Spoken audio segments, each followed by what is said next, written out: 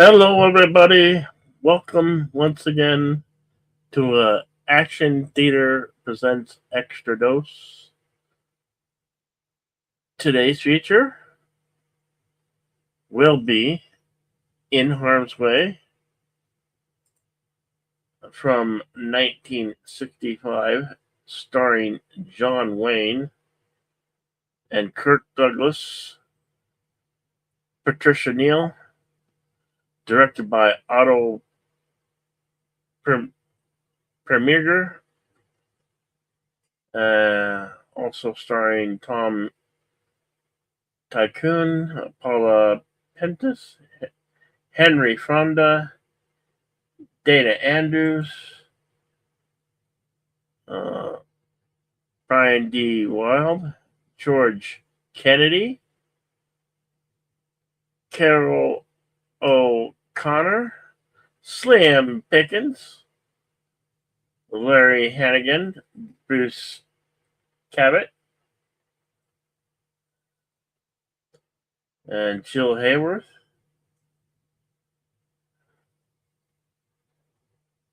Synopsis reads: A naval captain, Turi, played by John Wayne, manages to bring his ship through the bombing of Pearl Harbor unscaled, but is later devastated to when his damaged in a subsequent battle due to his negligence. Back on the land, he begins a reconciliation with his estranged son, Brian D. Wilde, uh, and a romance with the nurse, Maggie Patricia Neal.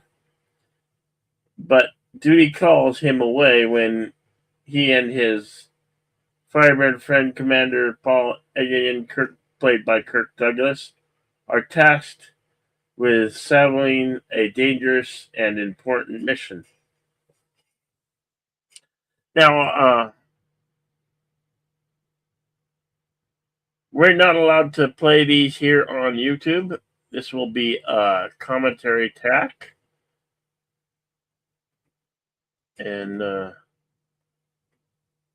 let's welcome. Oh, deleted scenes. You're here. Hello, deleted scenes. Oh, On your yes. Good afternoon to everyone out there in YouTube land. Welcome to a special Wednesday edition of the show. We will be back at our regular day and time tomorrow for 1917. But right now, we are going to go back to World War II with the Duke, as this time in Pearl Harbor. Yeah. And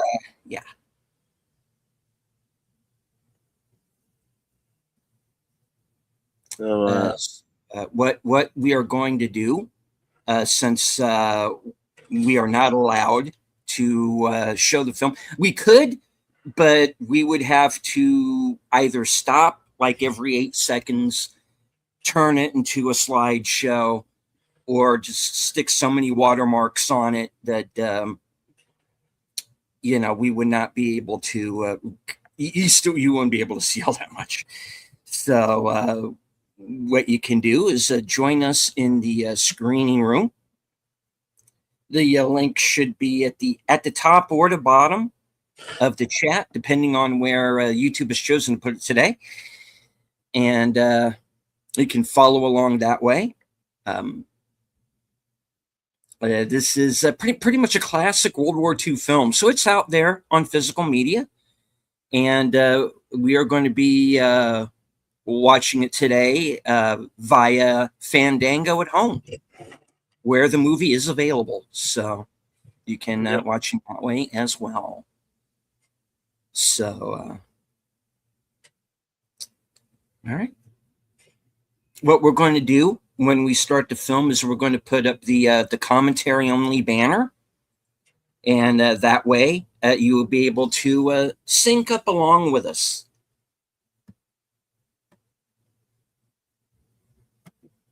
So Bill is going to count us down Yep. and we'll start the show. Here we go. 5, 4, 3, 2, go. This film has a 2 hour and 47-minute runtime. I believe there's also an intermission in this one. Of course, goes straight into the titles in harm's way. An Otto Preminger film. And Preminger had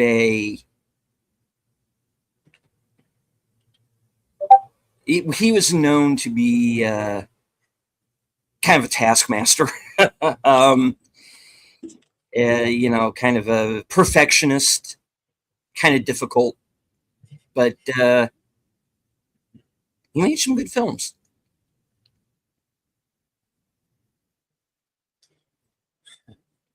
This film was highlighted. I think it was highlighted in was it Band of Brothers? Which wouldn't make any I sense. would think not. No. Oh no! There's a movie that was with John Wayne that was highlighted in Band of Brothers. I thought it was this one, but it wouldn't make sense for it to be that. You know.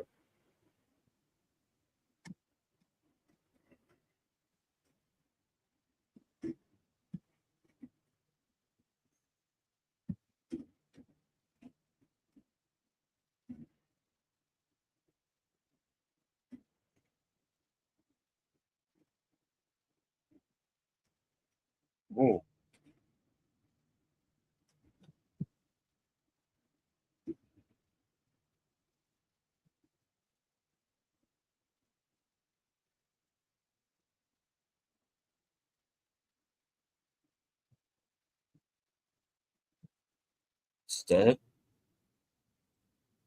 Remember, ladies, that this is supposed to be 1941 and not 1965 when the movie is actually being made.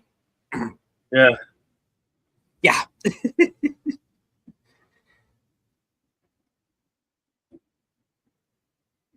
To say that there are, I'll kind of just say this up front. There are a couple of characters in this movie that, as far as I'm concerned, feel a little bit out of place. Yeah, this chick's one of them. She's a little bit limited. Yeah.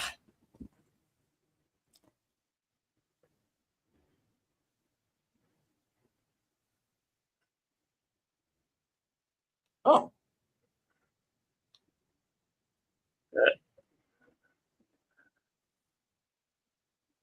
We have our first pole dance.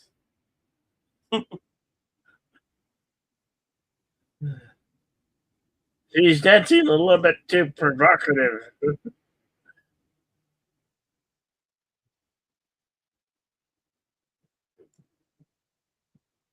Everybody shut up. Listen to the band. Okay.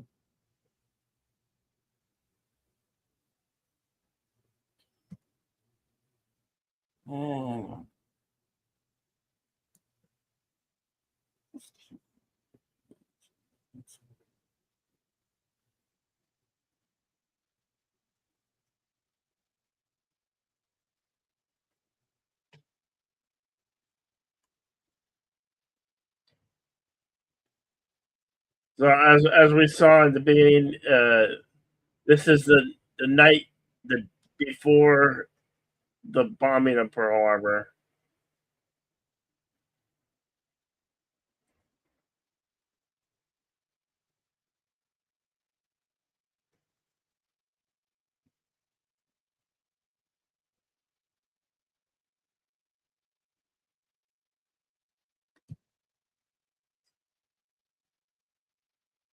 Hello, Mark Harkness. Kapla.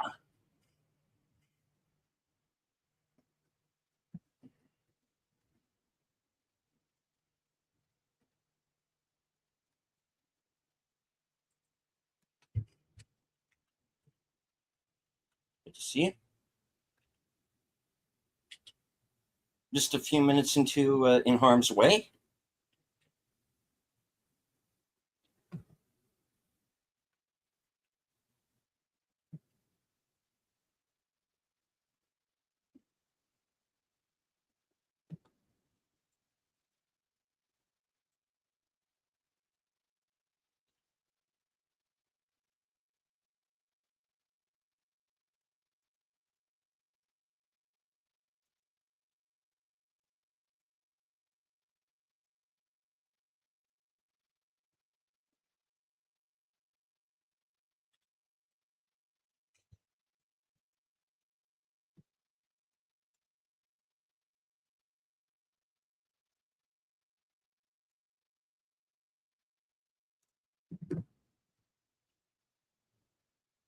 Hey, didn't that movie with the shirt begin like this?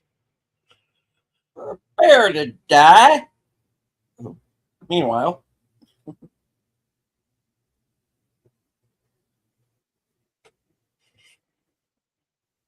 yes, that's right, the war. Well,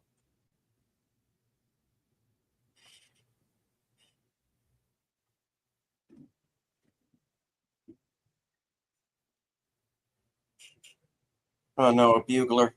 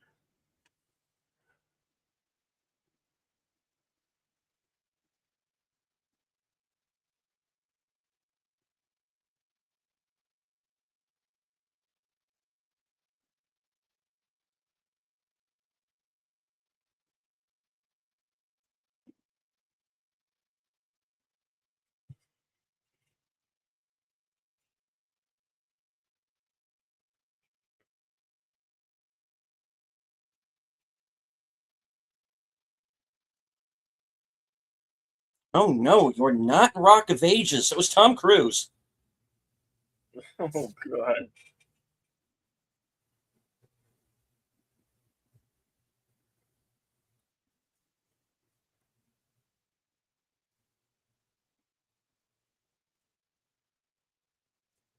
Foreshadowing.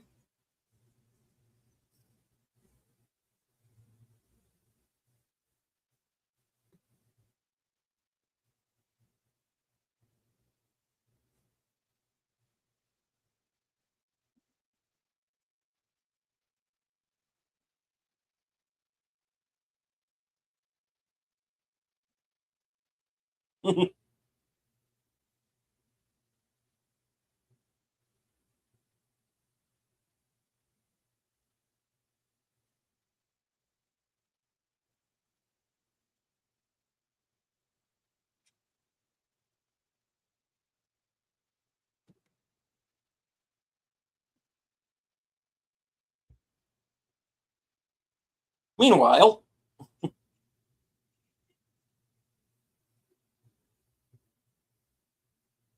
hurry up before the short patrol gets here.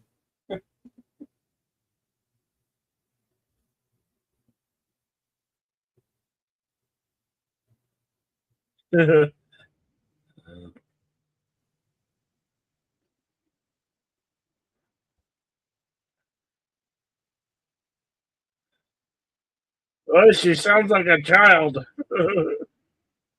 I know, right?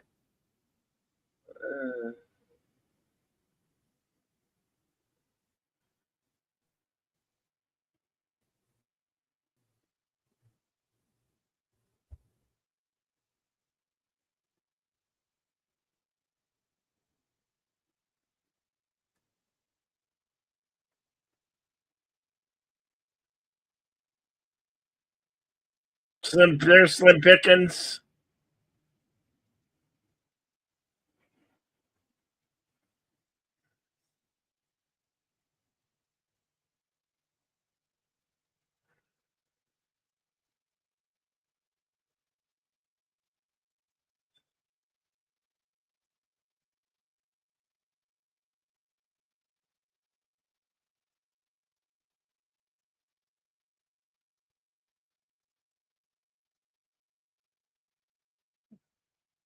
Hey, are they playing cards and Battleship at the same time? What is that strange tablet with the pegs in it?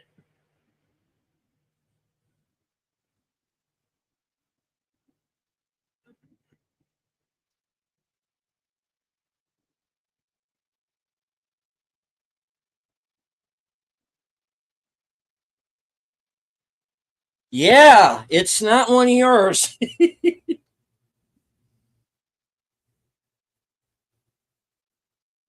Which, by true events, really did happen.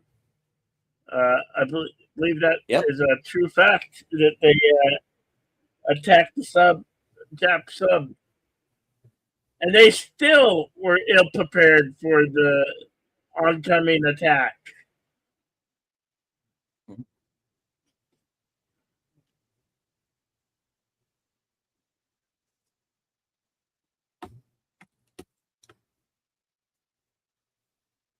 And they aren't American planes.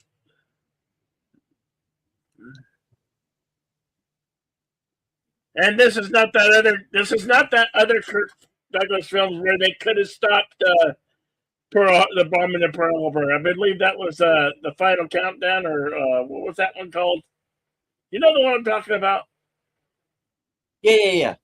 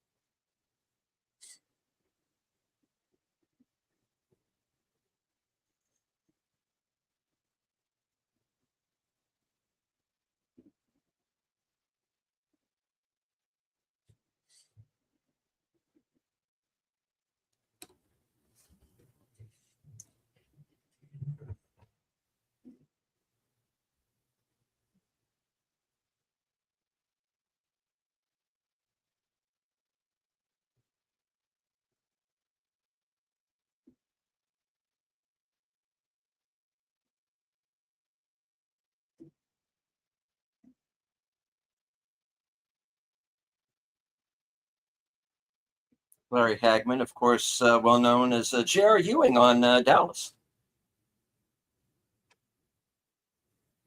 Hello to Those, the bird woman of YouTube, Connie Cleary. Good to see you. those aren't American planes. They're Jap Zeros.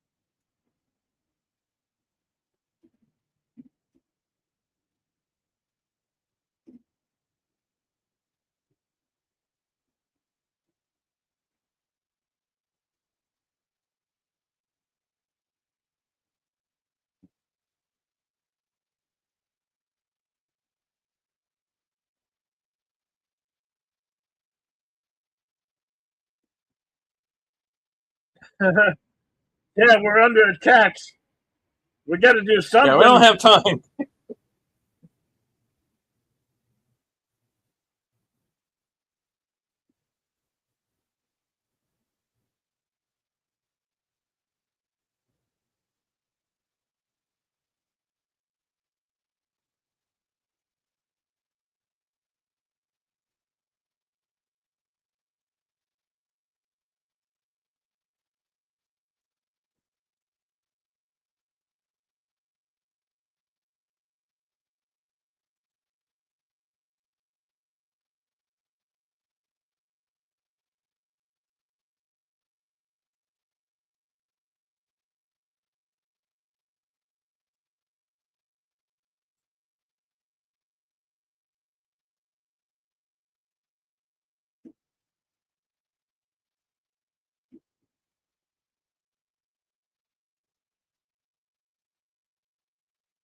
Oh shit! Whoa! Oh my gosh! That is well, they made a fire ant, didn't they?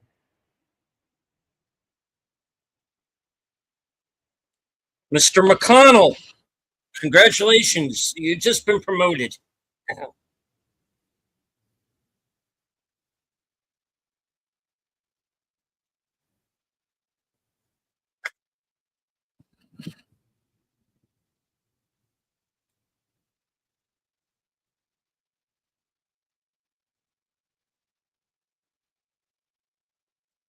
I'd say don't stop.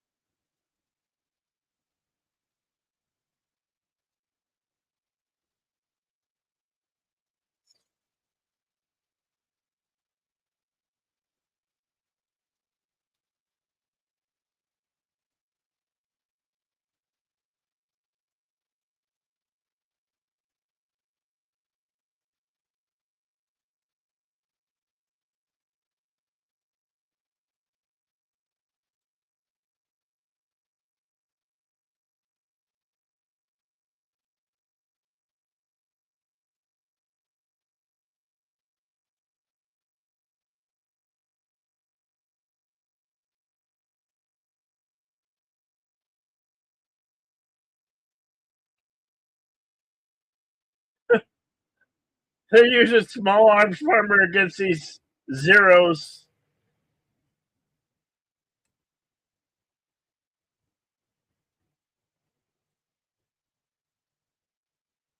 Yeah, get close enough.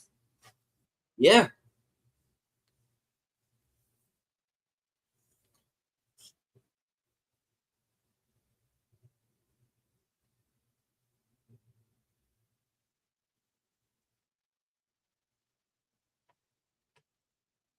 Yep.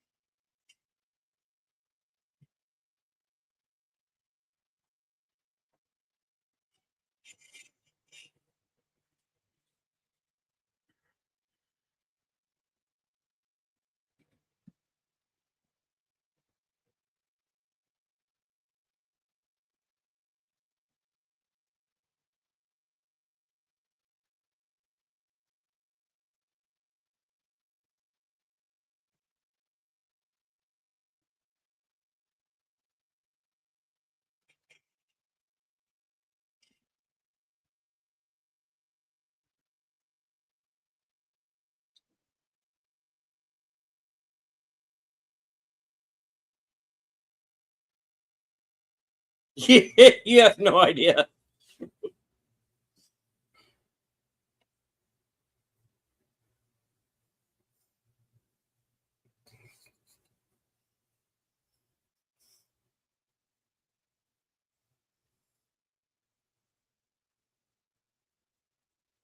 Archie.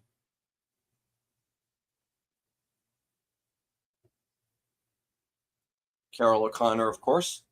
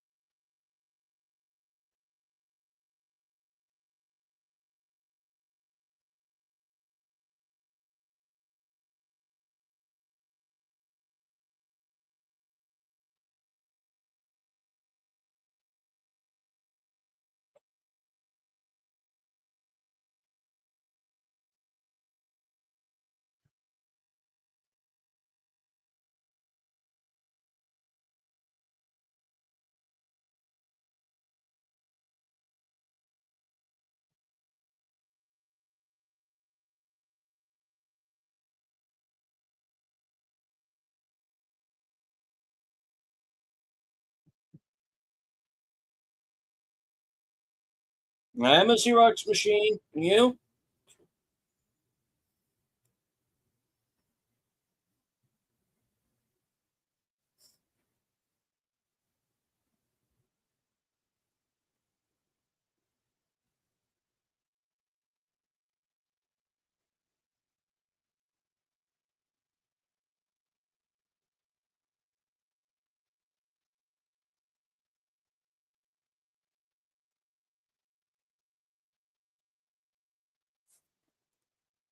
Yeah.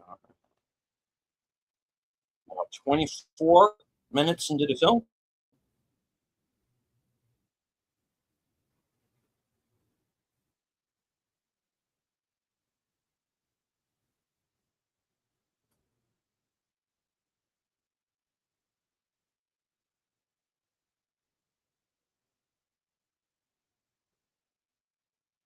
Uh-oh.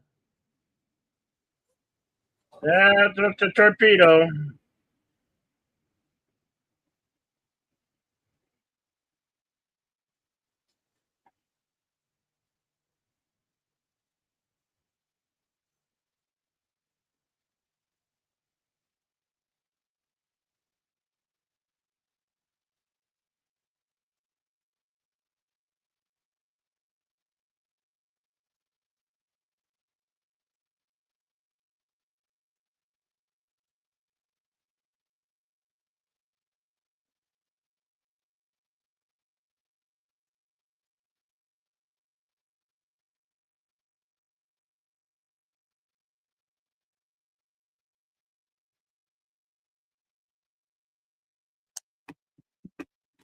Yeah, we just got hit by a torpedo.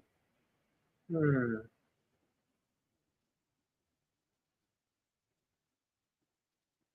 Whoa. Yeah. Okay.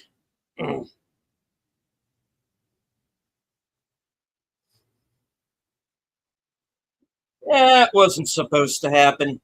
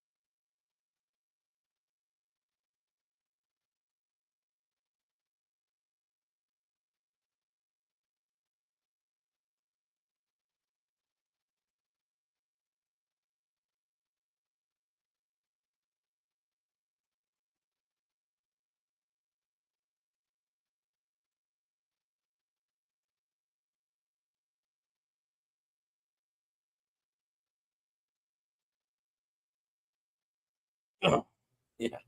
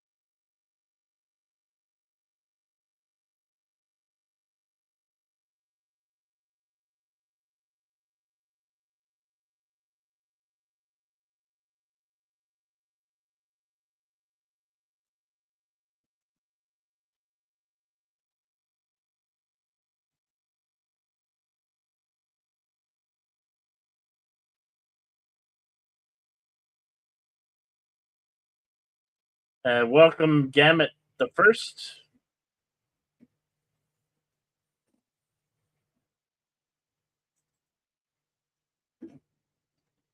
Our timestamp is 31:24.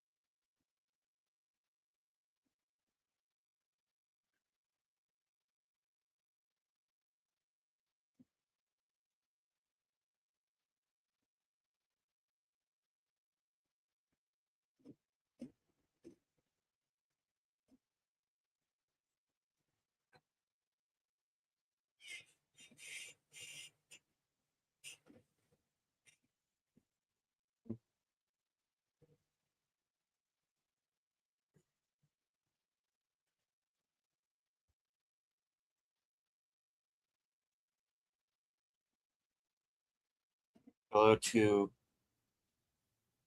Big Out Presents. Hey, Big Post Al. Films with Friends. Creator of the 10-word review.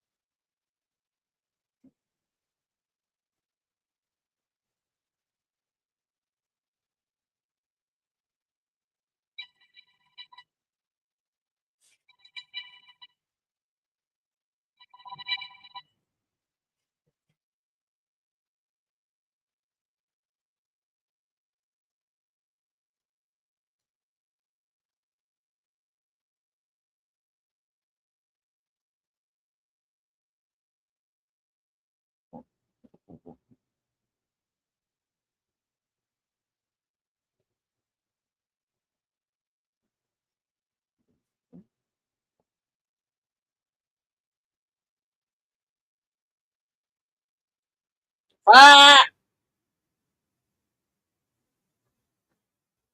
Oh, come on, you can get out of that. Oh, thank you. Worried me from. Well, all right. And Cactus Jack is down.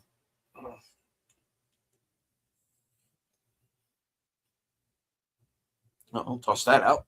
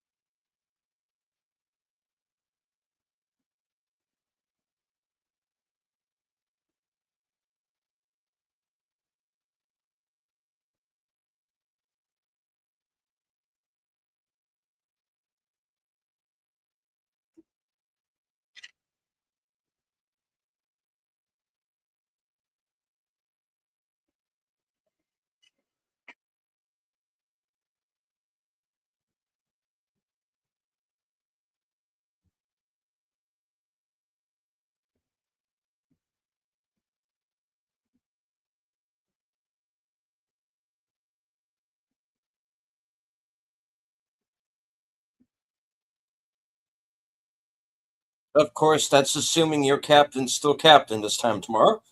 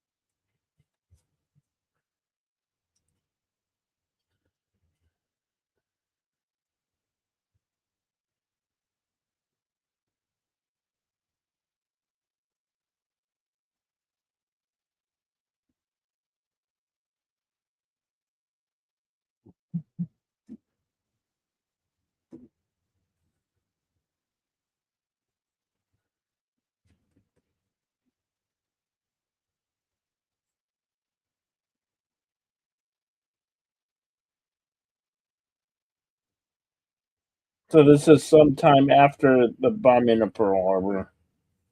Yes. Mhm. Why was he relieved? Did they go over why he was relieved of his command? Because he got injured? Because he didn't follow procedure, so to speak. With the whole not avoiding the sub, hitting zigzag. He can go by the book, in other words.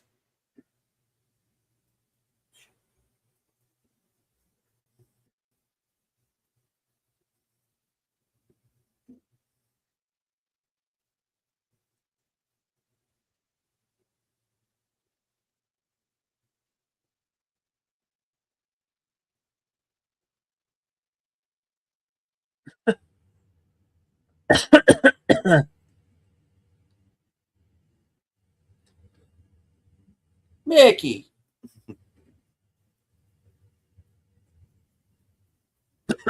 Is that Bridges Meredith? Just Meredith, yep.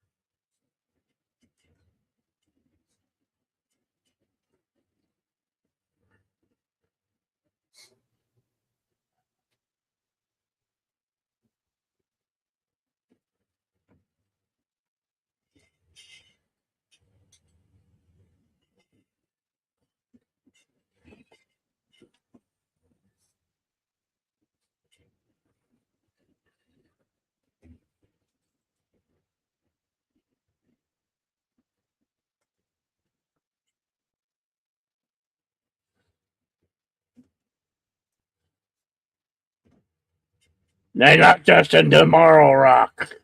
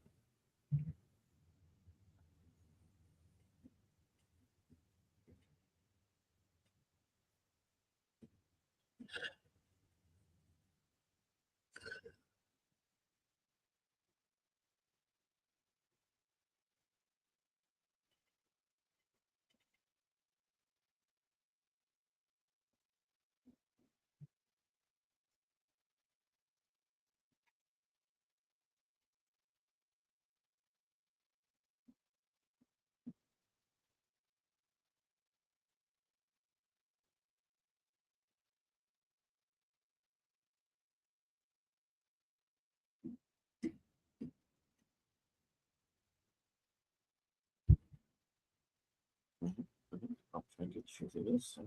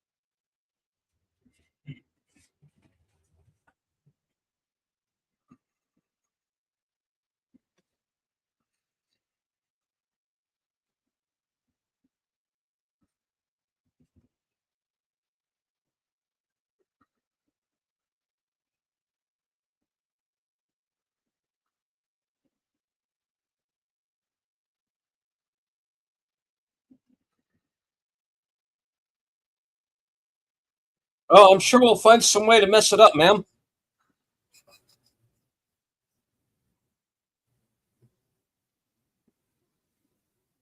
Busted flipper. Yeah. Yes. Remember, you broke your arm earlier in the film.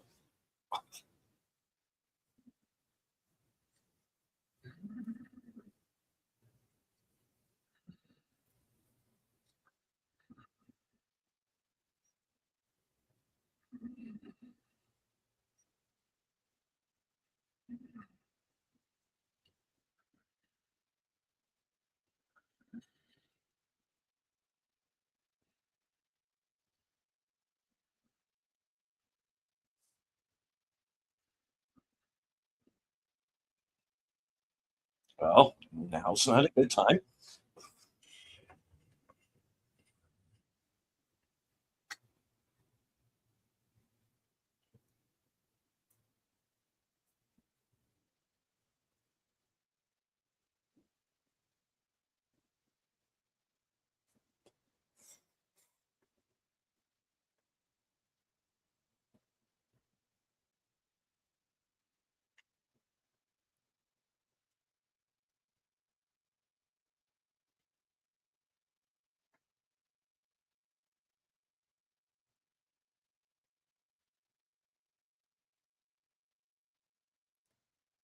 Okay. Check off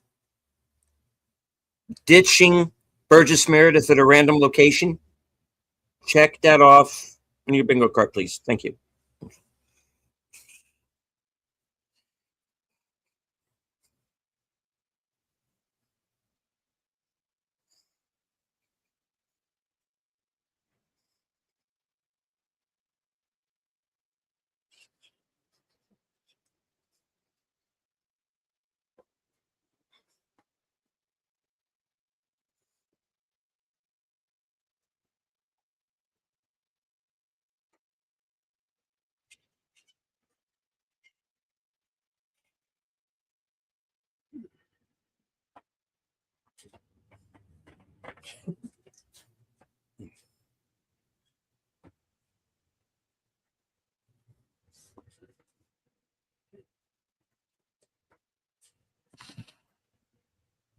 Relax. I was in Shane. I have this handled.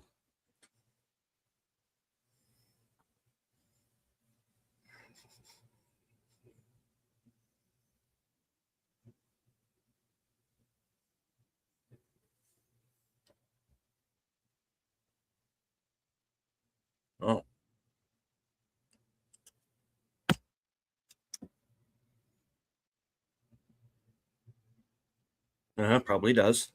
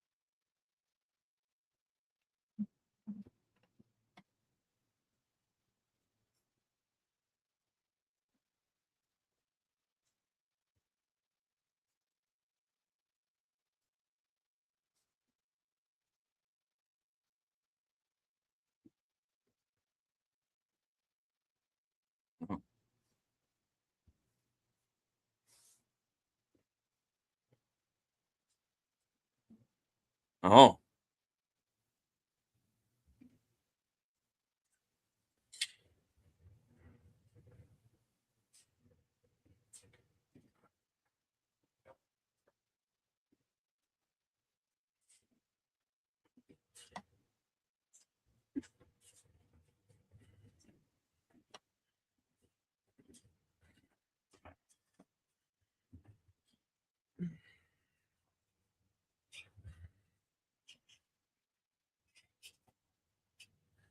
oh no, no! Oh, don't get into this conversation, Sean.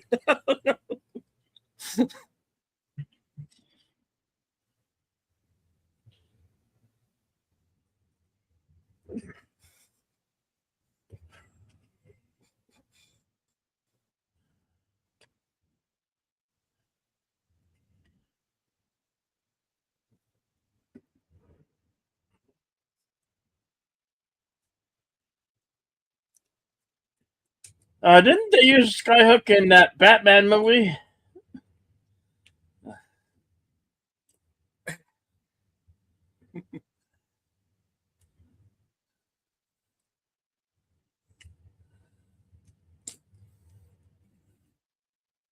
Do it. Do it. Do it.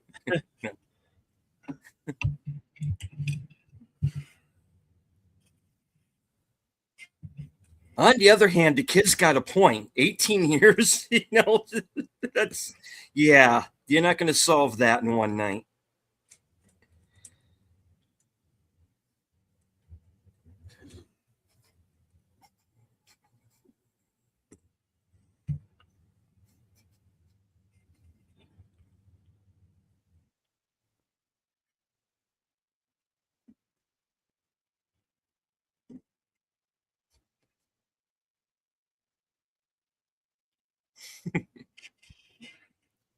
All right, what's with you ditching me last night? Ah, the other rock when it ditched me.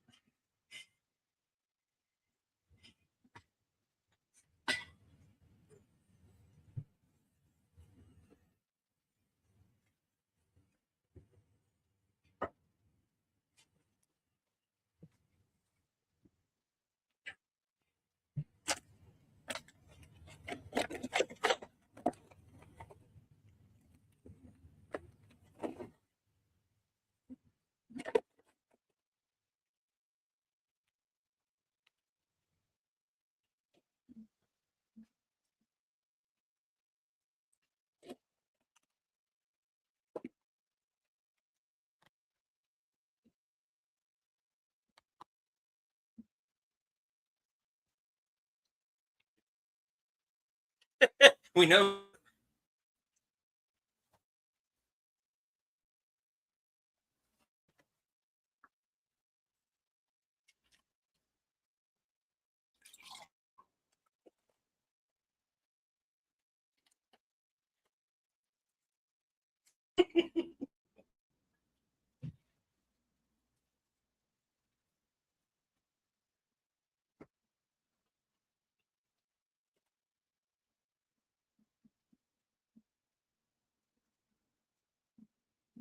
Ma'am, sir.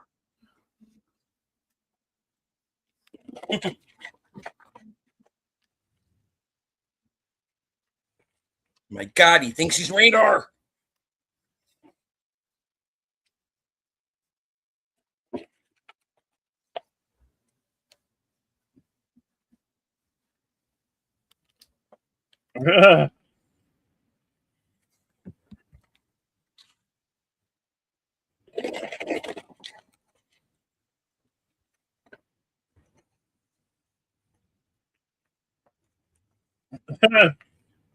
It's your papa.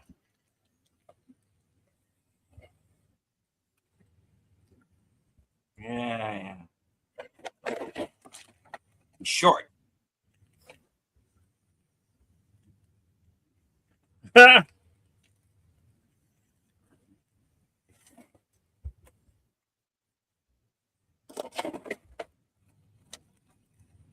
boy.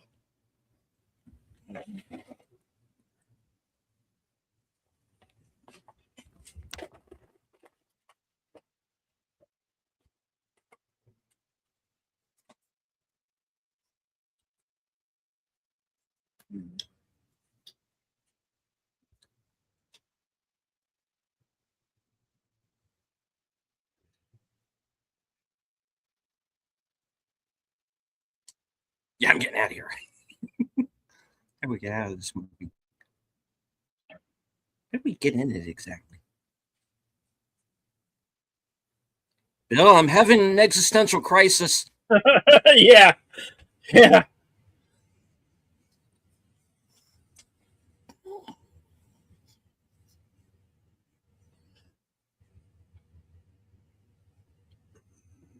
It's halibut. No. Can we still say Chinaman? Probably not. It's just some chocolates with some One minute. liquor. Oh.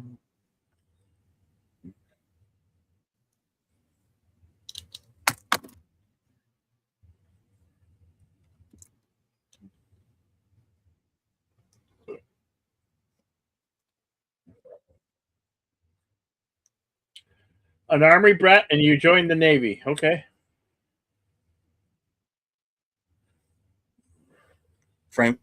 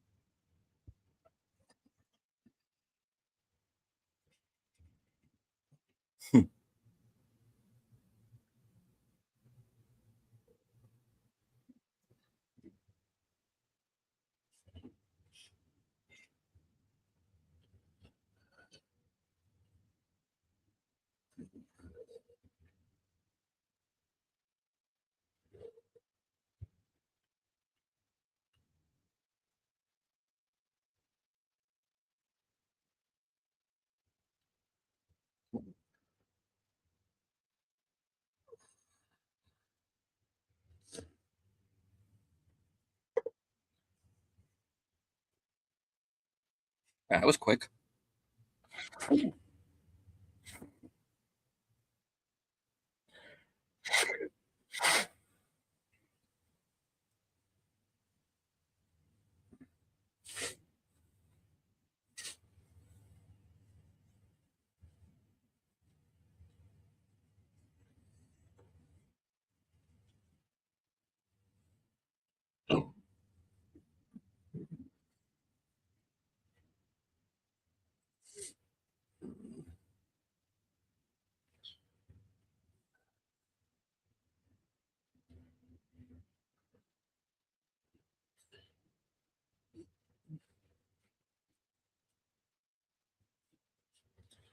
Oh, gin is a god awful drink.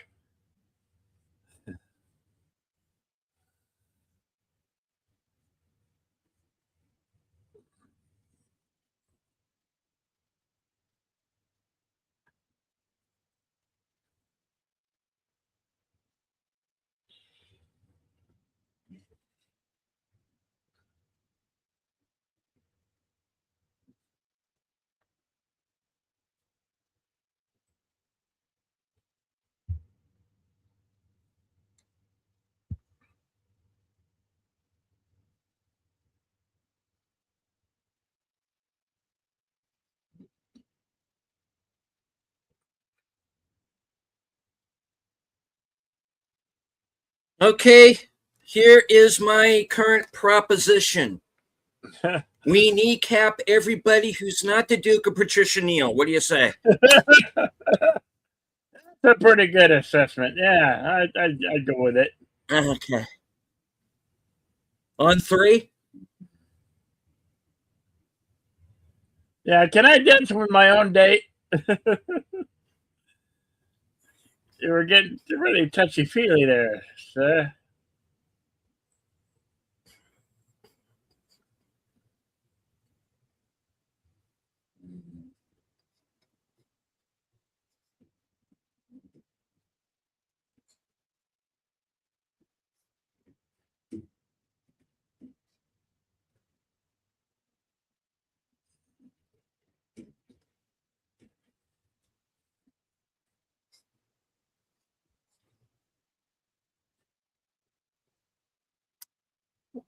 Wow, he's putting fast moves on her, isn't he?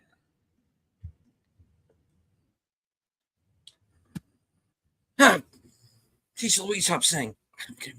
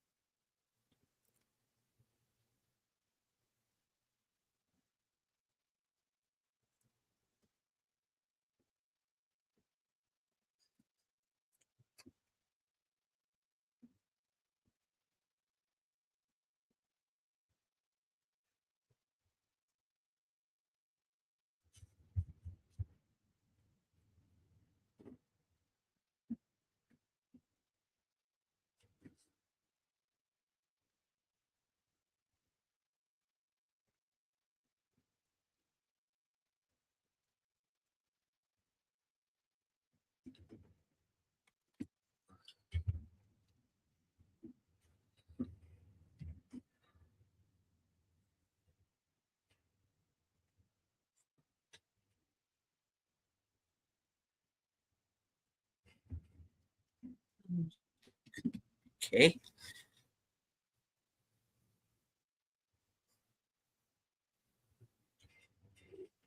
God, this was a James Jones novel, wasn't it?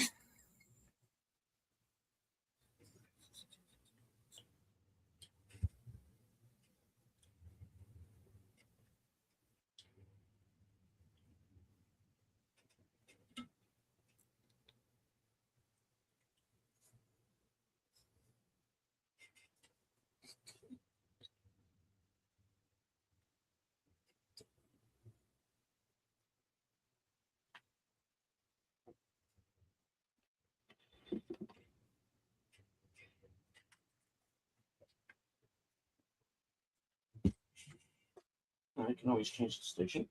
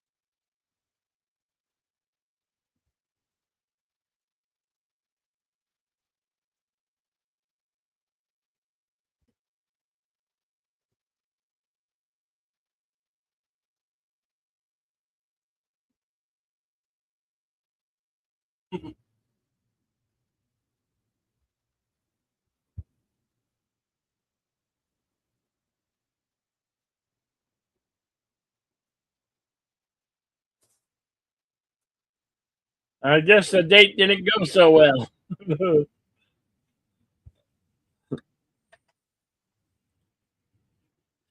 It was a little bit too touchy feely and passive aggressive.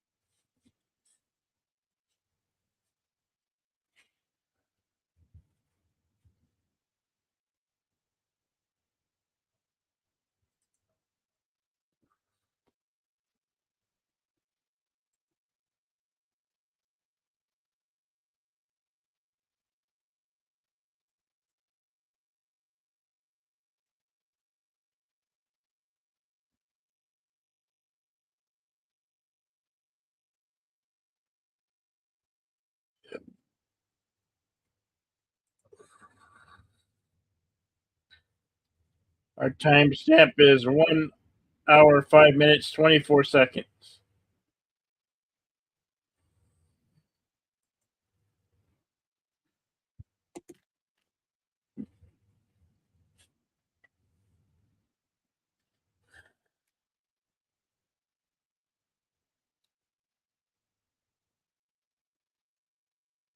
Overly Vuvana? No, I don't think I'll ever get overly Vuvana. No, sorry.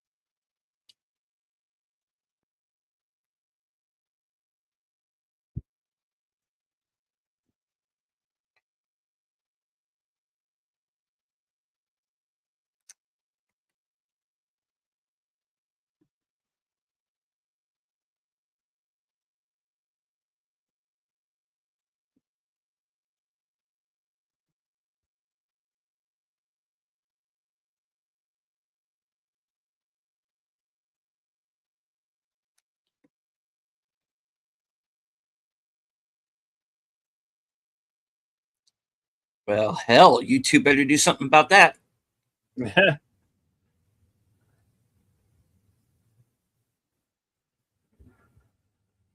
What? What? No, no.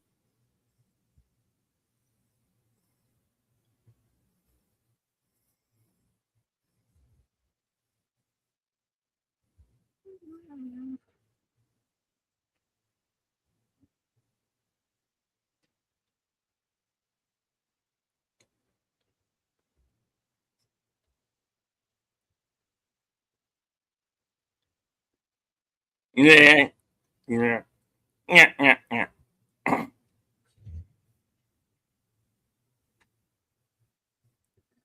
Well, I guess you two are out of excuses.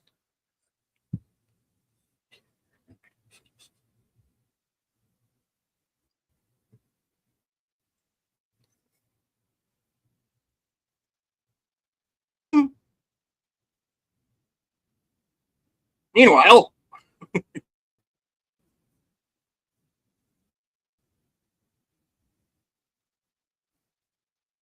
we now return to Mikhail's Navy, already in progress.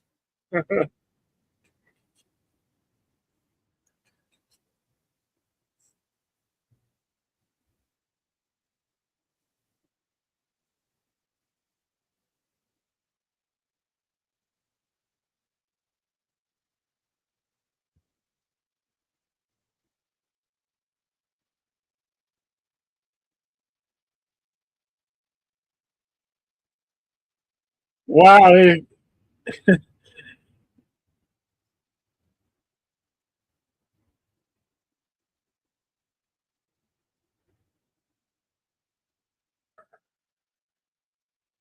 he's got a hell of a beard going there, doesn't he?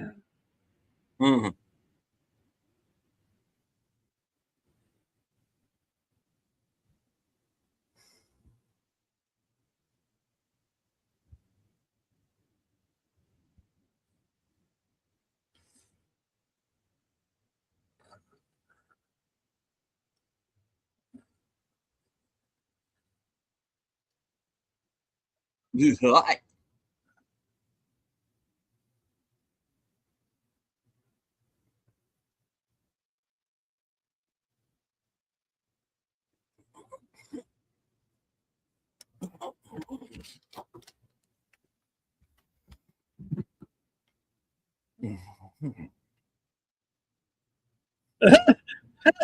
He gives it to him.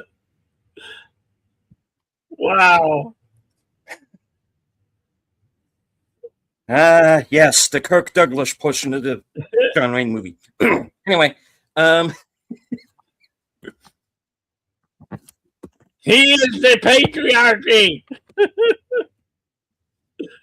Oh my gosh.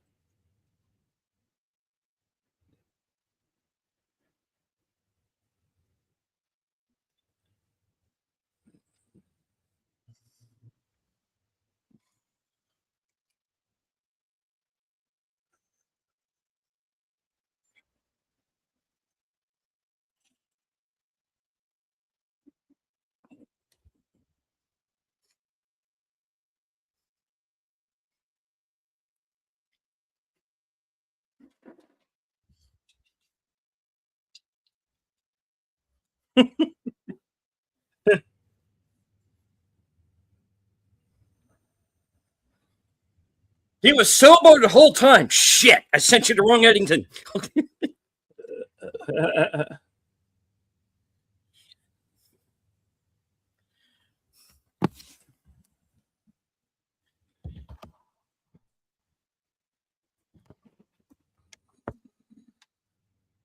But he wasn't in Eddington.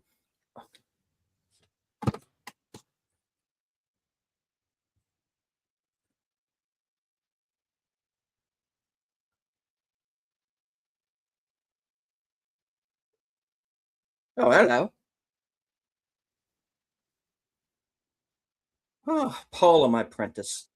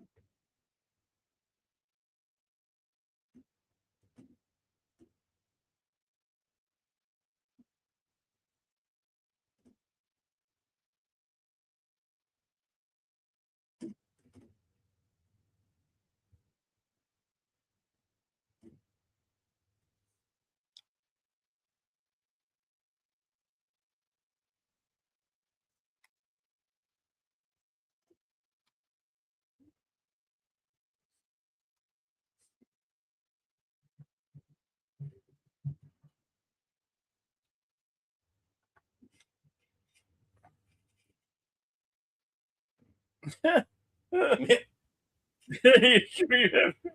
Didn't we just say that a while ago?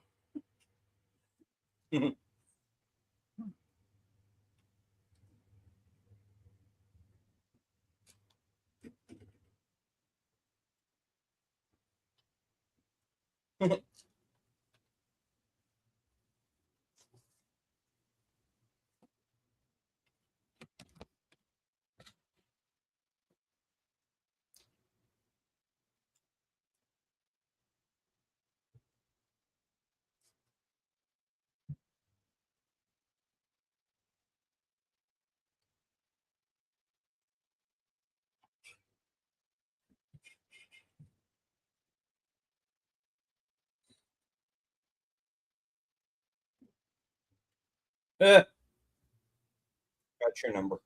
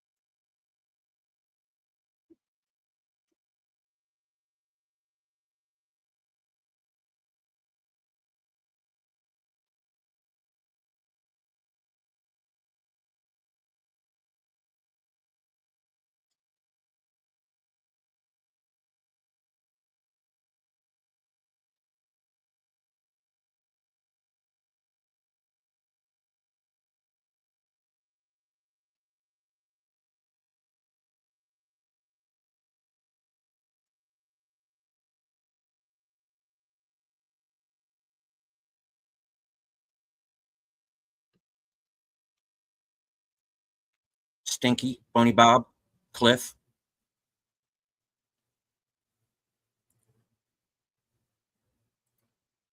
Richard Todd, Richard Burton, Larry Fortensky. I'm sorry.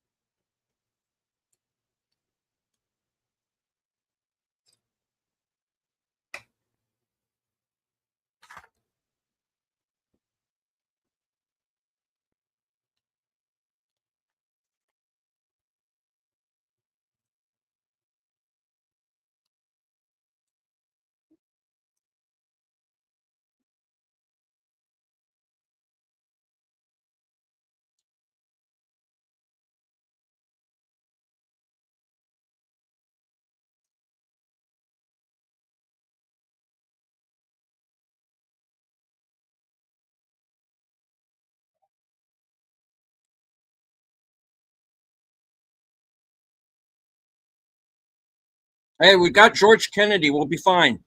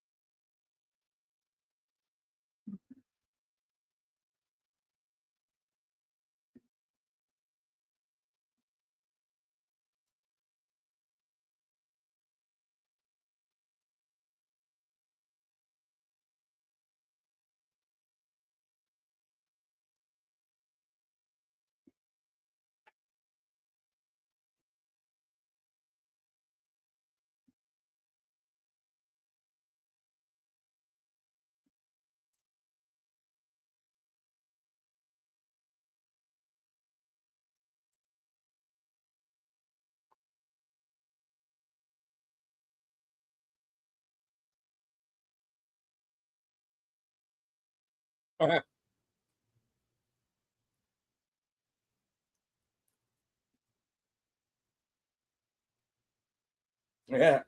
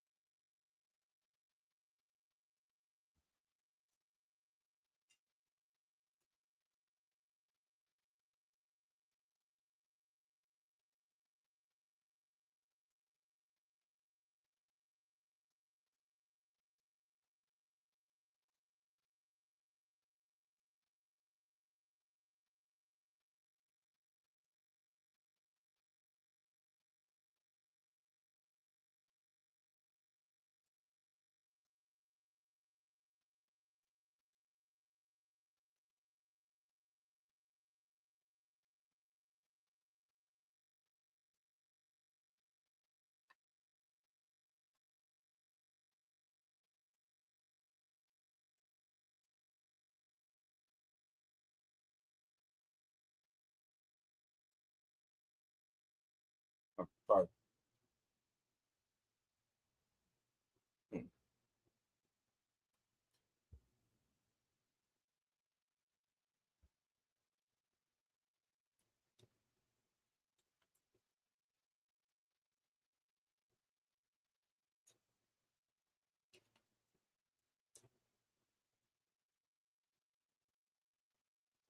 Mhm.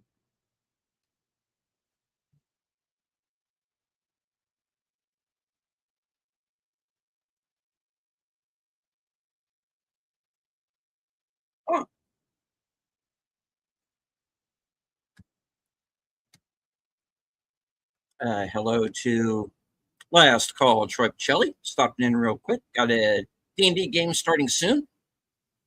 Did you know John Wayne's grandson played the Mandalorian in the current film? He's in it more than Pedro. Yep. Yeah. Brendan Wayne, uh, who, let's be honest, plays the Mandalorian. And he is John Wayne's grandson. That is correct.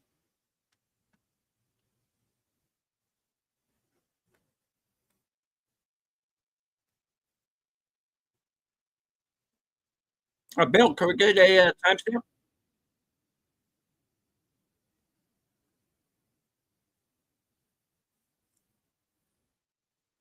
Okay.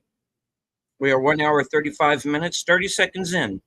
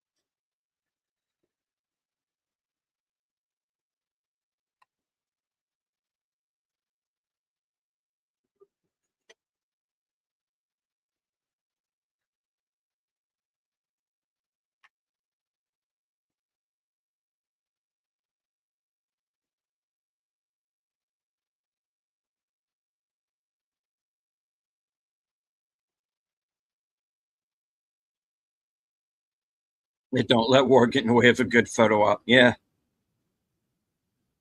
You know who this movie needs? Lee Marvin. Just saying.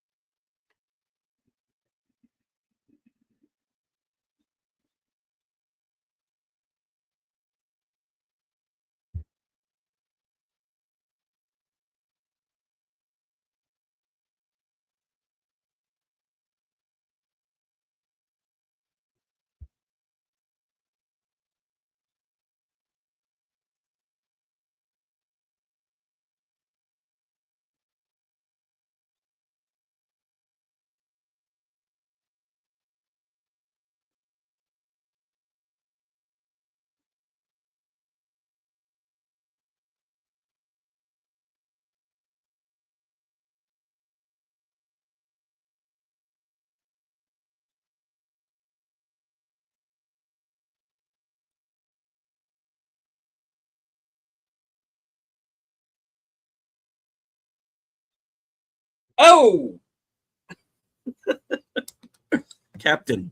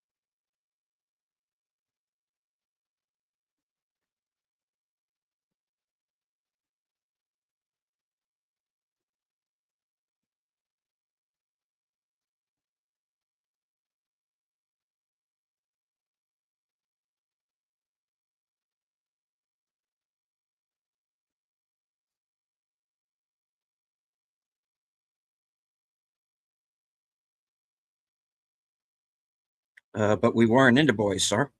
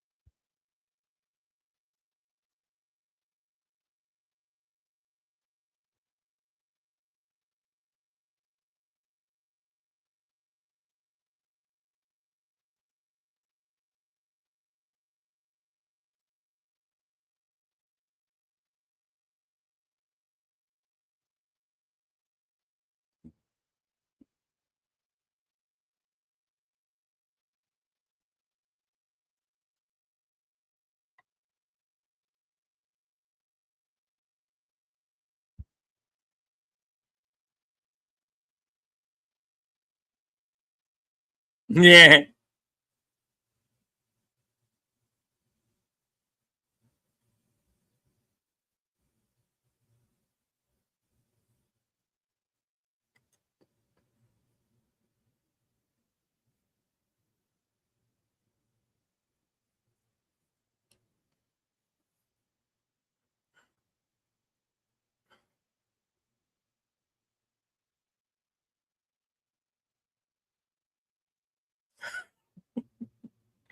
Yeah.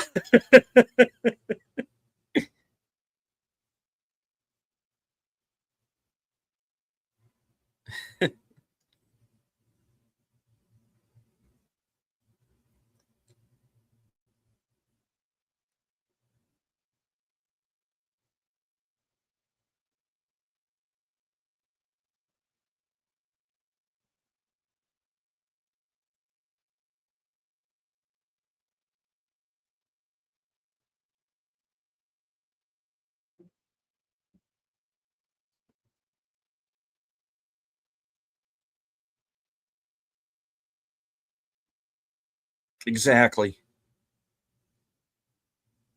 That too.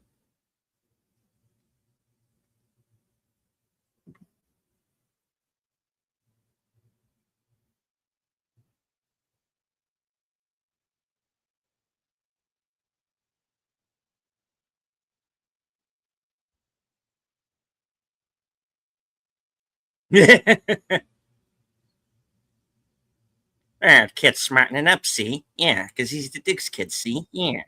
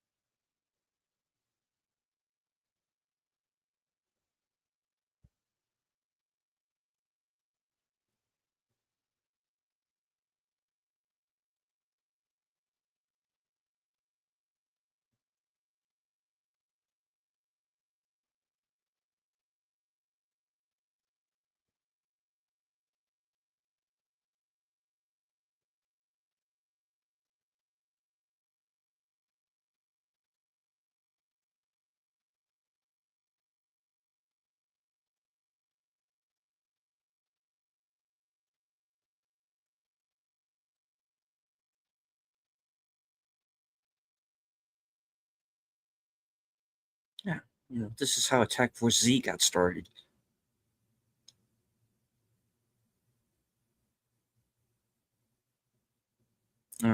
Uh, can't do that. We don't have enough Australians. Just got the one guy. Just one guy.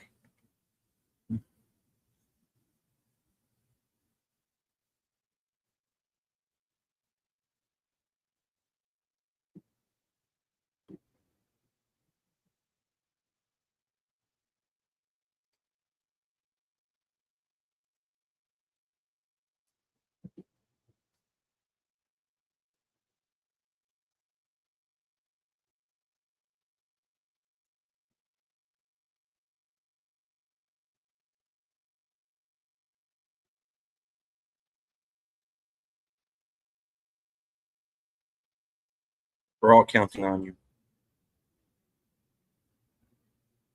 Timestamp 1 hour, 47 minutes, 45 seconds. We're got an hour left in the movie.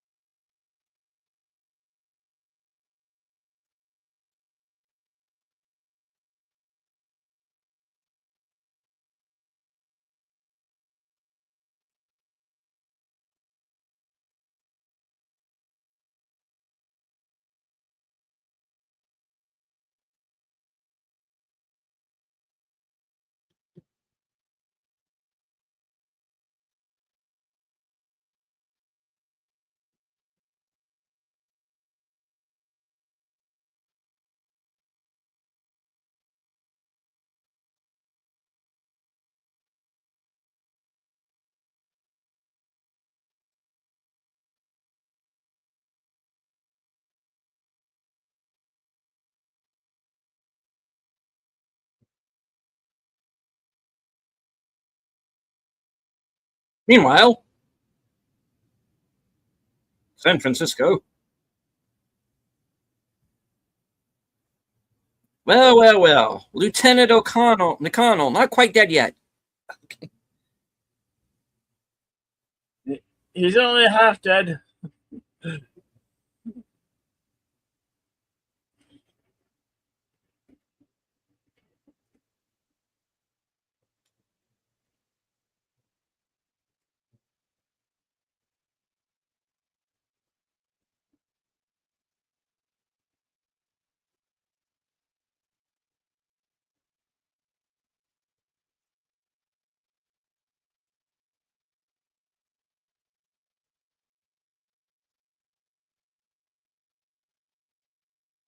I thought you were dead.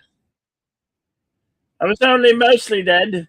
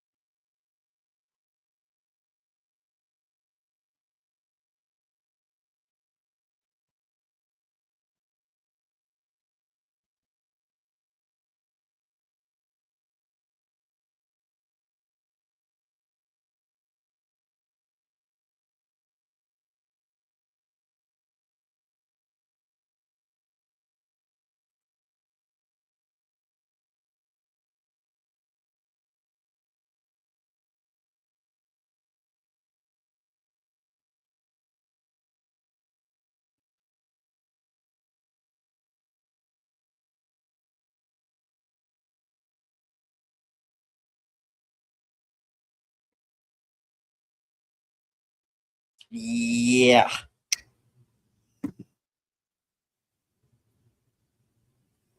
This is where I'm afraid things go a little sideways. Spartacus, how dare you?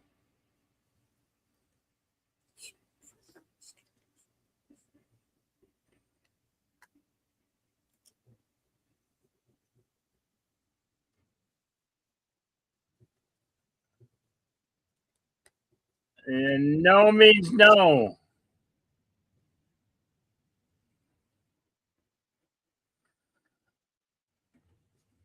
Okay, that's very, very bad.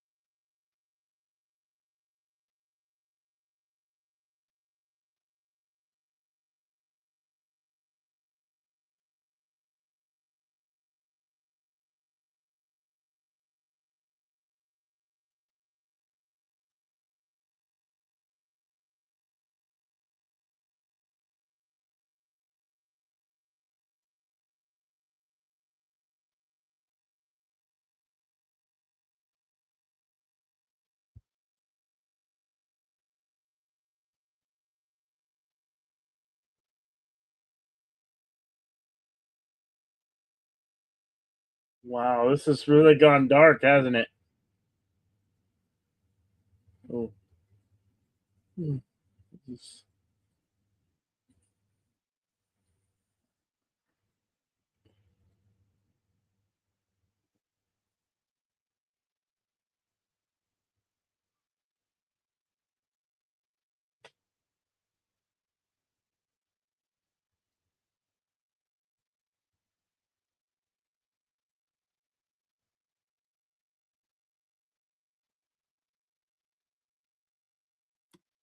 Don't go jinxing me.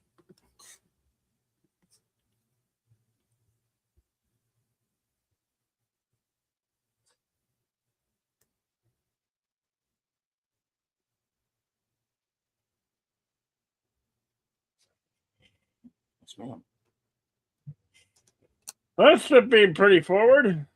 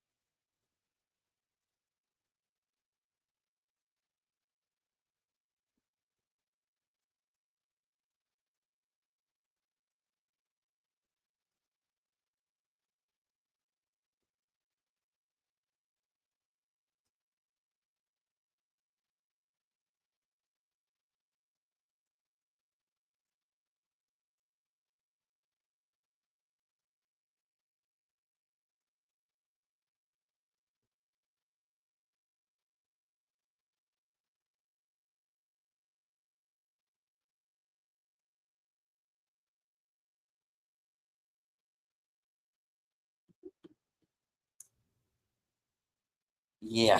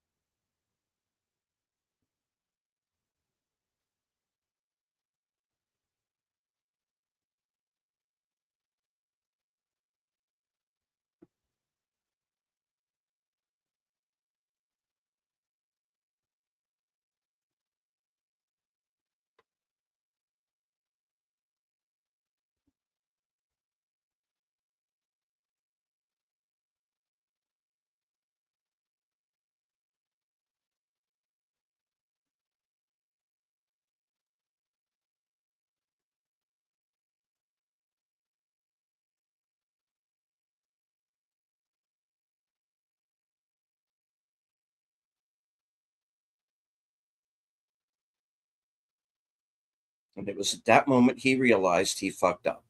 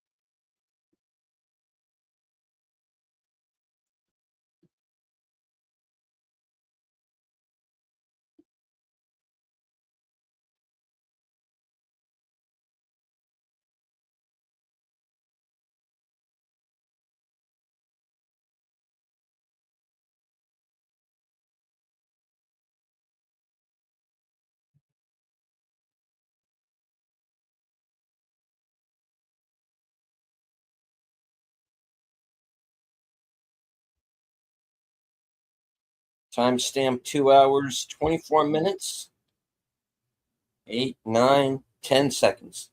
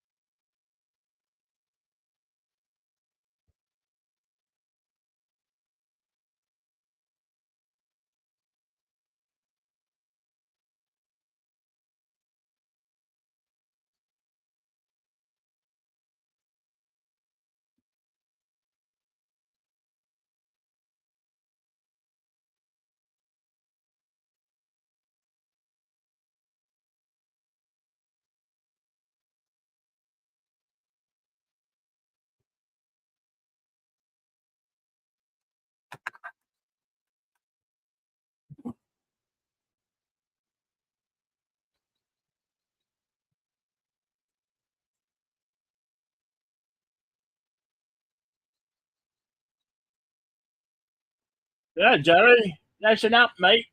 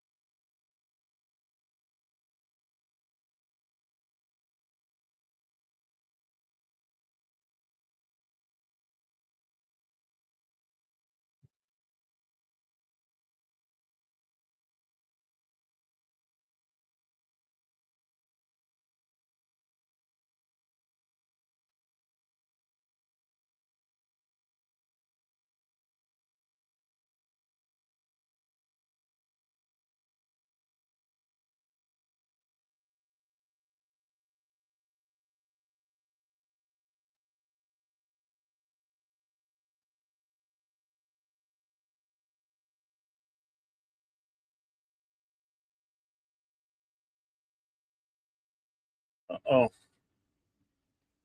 they got his boy, didn't they? Yeah.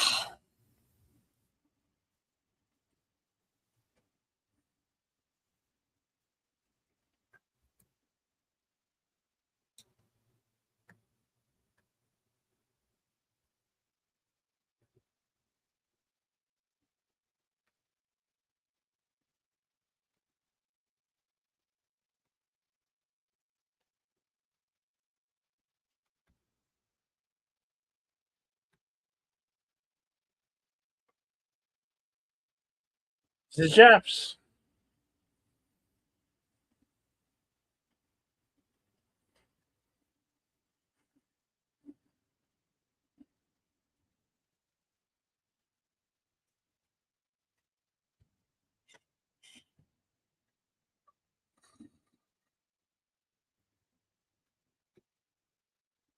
Jamie Lynn, or fixing to wrap the movie up here.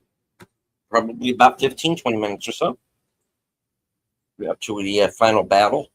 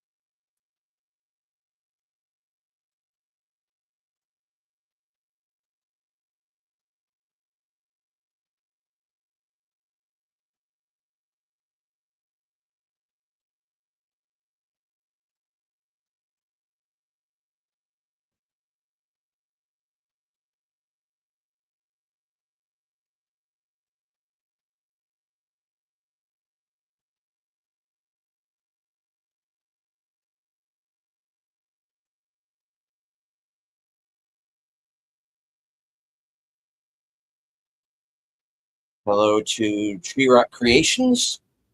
And we're going to be talking a little bit more about Jerry Goldsmith when we get to the trivia section.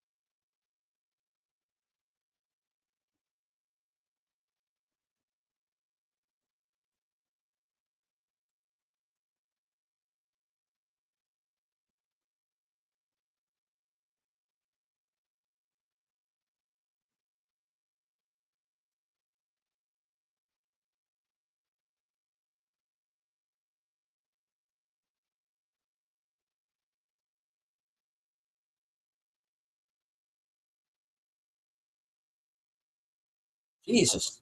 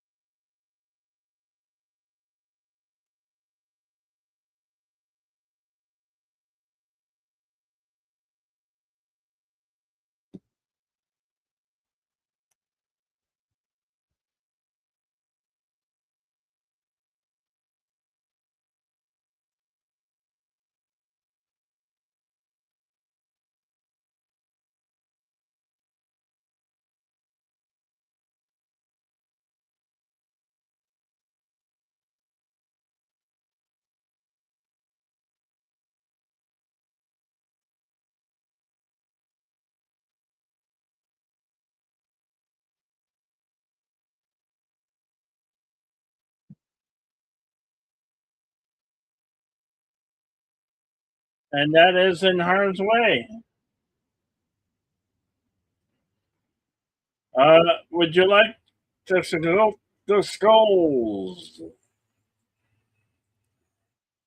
All right. Uh, In Harm's Way was released April 6th, 1965.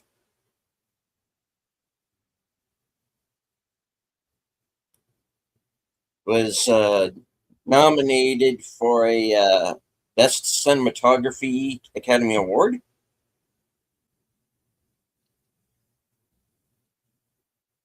And Patricia Neal won Best Actress in a Foreign Film at the BAFTAs.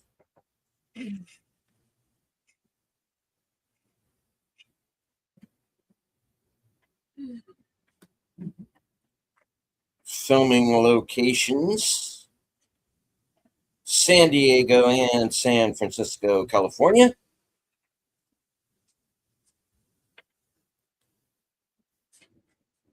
Canoa Marine Corps Air Station, Ford Island, Pearl Harbor, Oahu,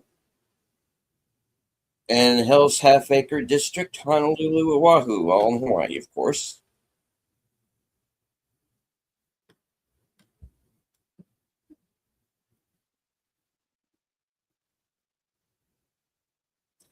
The naval battle sequences were done with models that were so large in scale, for the sake of greater detail, they could be operated from the inside.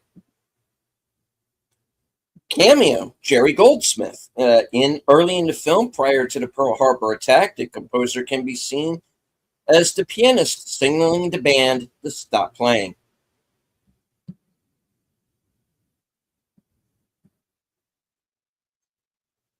Until recently, Admirals Kimmel and Nimitz were identified in the credits simply as Sync Pack 1 and Sync Pack 2.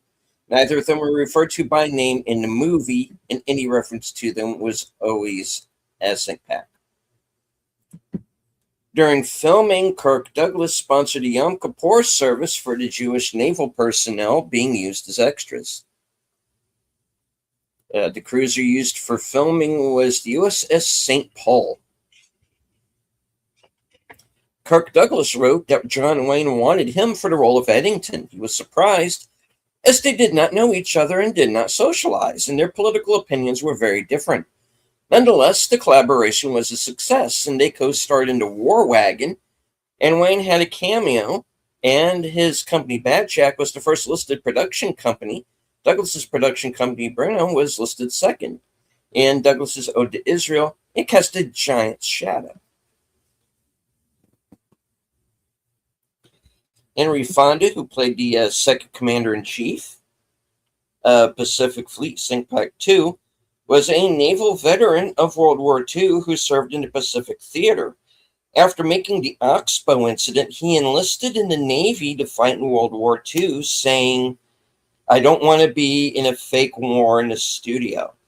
He served in the Navy for 3 years, first as a quartermaster third class on the destroyer the USS Satterley, then second after receiving a commission as lieutenant junior grade in air combat intelligence. For his service, he received the Bronze Star, the fourth highest award for bravery or meritorious service in conflict with the enemy. He reprised the role of Admiral Nimitz in the docudrama Midway. John Wayne was suffering from lung cancer, and by the end of filming was coughing up blood. Despite that, he continued to smoke up to 6 packs of cigarettes a day throughout filming. 2 months later, his entire left lung and several ribs were removed. Don't smoke, kids. Also, don't make a movie where they're testing nuclear bombs. Okay.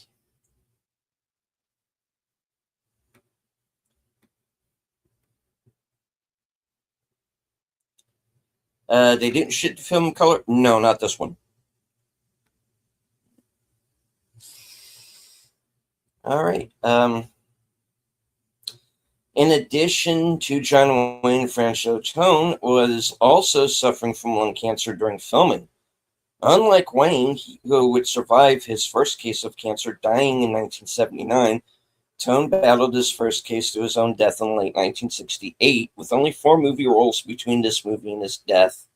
Wayne had 18 movie roles and several television appearances after having one cancerous lung and 2 ribs removed on January 17, 1964, between this movie and his own death. The escape of a destroyer from the Pearl Harbor attack with only junior officers aboard is based on the actions of the USS Alwyn. Could be Alwyn. Anyway, the story about being pursued out of the harbor by her captain is also based on fact, but rather than a few hundred feet behind the Alwyn, the captain's launch came no closer than 1,000 yards. The film's title comes from a quote by John Paul Jones. "I wish to have no connection with any ship that does not sail fast, for I intend to go in harm's way."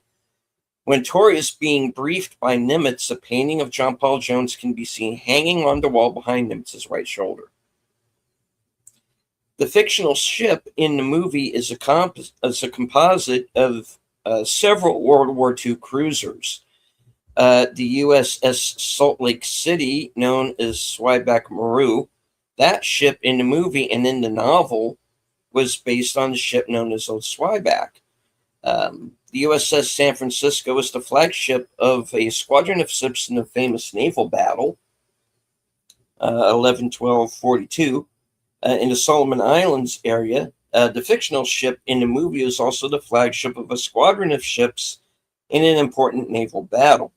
3. The 2 ships mentioned above survived World War II. The fictional ship in the movie was sunk. So it could also be based on any United States Navy cruiser that was sunk during the Solomon Islands campaign. The islands identified by Tori as Gavabutu and Livovano and Tokorora were actually San Cristobal, Guadalcanal, and Malita.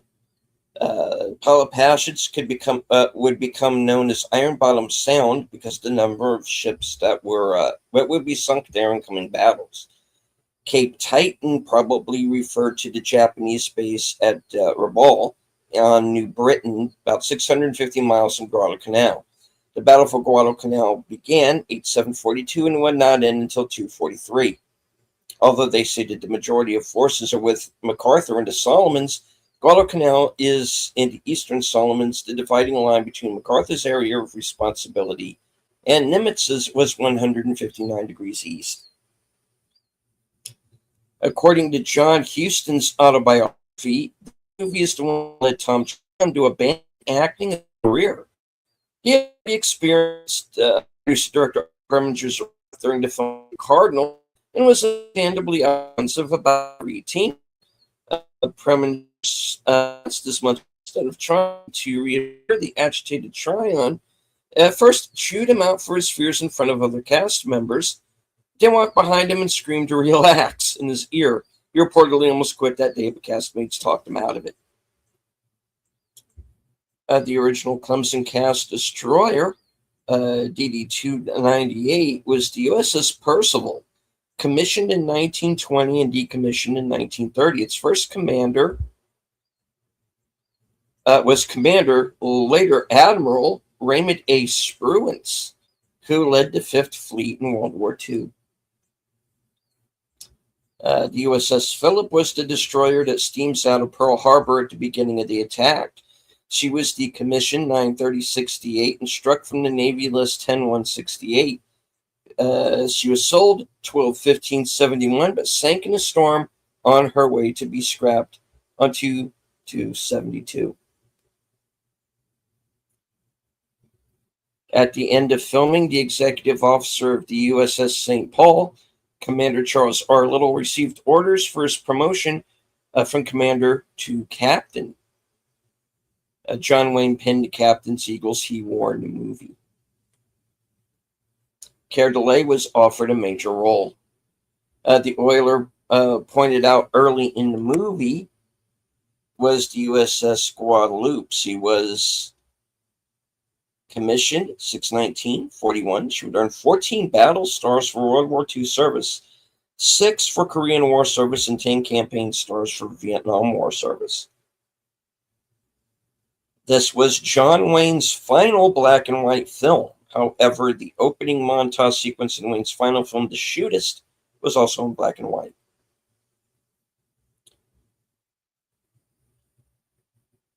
Patricia Neal said, "I adored John Wayne. We got along fabulously. The first time we worked together in Operation Pacific, 1951, I didn't like him at all. But in Honolulu, he was a much happier man." According to John Wayne biographer Maurice Sodolo, he spoke of how Patricia Neal had matured as an actress and a woman since they'd acted opposite one another in Operation Pacific. The scene when Eddington is approaching the transport on which Maggie and Annalee are traveling, there's a destroyer in the background without a hull number. If you look very closely, you can just make it out as 450, which is the Fletcher-class destroyer USS O'Bannon. If you look at the Wikipedia article for her, there is a mention of her taking part in the filming. The O'Bannon also appeared in the final scene of The Fighting Sullivans, portraying the USS The Sullivans at its launching. The Marine scene lining the dock when John Wayne arrived were members of the band at Marine Corps Air Facility, Coney Bay. Its name from 1952 to 2009 when it was renamed the Marine Corps Air Station. They were extras in the film, although they received no extra pay for appearing in it. The Paramarines did exist. The 1st Parachute Battalion was attached to the 1st Marine Division for the invasion of Guadalcanal.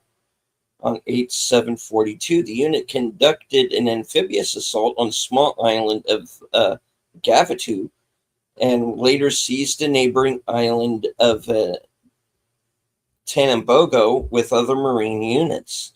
The battalion later moved to Guadalcanal, fighting alongside the 1st Marine Raiders in the Tanambogo raid in the Battle of Edson's Ridge. The high casualties suffered by the Marine paratroopers led to the battalion to be moved to Camp Kaiser on Tuntuta, New Caledonia in September. 2nd Parachute Battalion performed a diversionary raid on Choiseul Island in October 1943 and later joined the 1st and 3rd Parachute Battalion on Bougainville. As the Cassidy is getting underway and steaming through the harbor, her guns are training this way and that, but none are fired. During the attack, everyone that could be brought to bear was firing. In fact, most of the civilian casualties were caused by shells that had not been fused to detonate in the air and exploded when they came down. John Wayne was diagnosed with lung cancer on 9/13/64 shortly after filming ended. He suggested that Kirk Douglas should replace him on The Sons of Katie Elder if he did not survive the surgery. Stanley Holloway was 73 when he played the leader of the Australian Coast Watchers. He is most recognizable as the father of Liza Doolittle in My Fair Lady, whose brilliant performance came close to stealing the film. Several critics pointed out that John Wayne was too old to play a Navy captain in World War II. Wayne was 57 while filming. In the source novel, his character, Rock Torrey, is 48. When this movie was made in 1964, all the U.S. Navy heavy and light cruisers that would have been in service at the time of the Pearl Harbor attack had either been decommissioned or scrapped, or transferred to a South American Navy. Some of these weapons and electronic systems did not exist during World War II, so it was impossible to have a 1941-42 era U.S. cruiser in the movie as no more existed.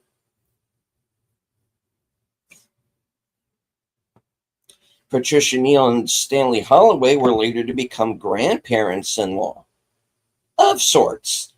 12 years after filming, Neal's daughter, writer-actress Tessa Dole, had a short relationship with Holloway's son, actor-producer Julian Holloway. That relationship produced a mutual granddaughter for them, actress-model Sophie Dole. John Wayne and Otto Preminger deliberately avoided discussing politics during filming. Kirk Douglas felt the battle at the end of the movie was ruined by use of very obvious models. When the movie was released, it was widely derided as an overlong attempt to emulate the success of From Here to Eternity. This was the last World War II epic filmed in black and white until Schindler's List 28 years later.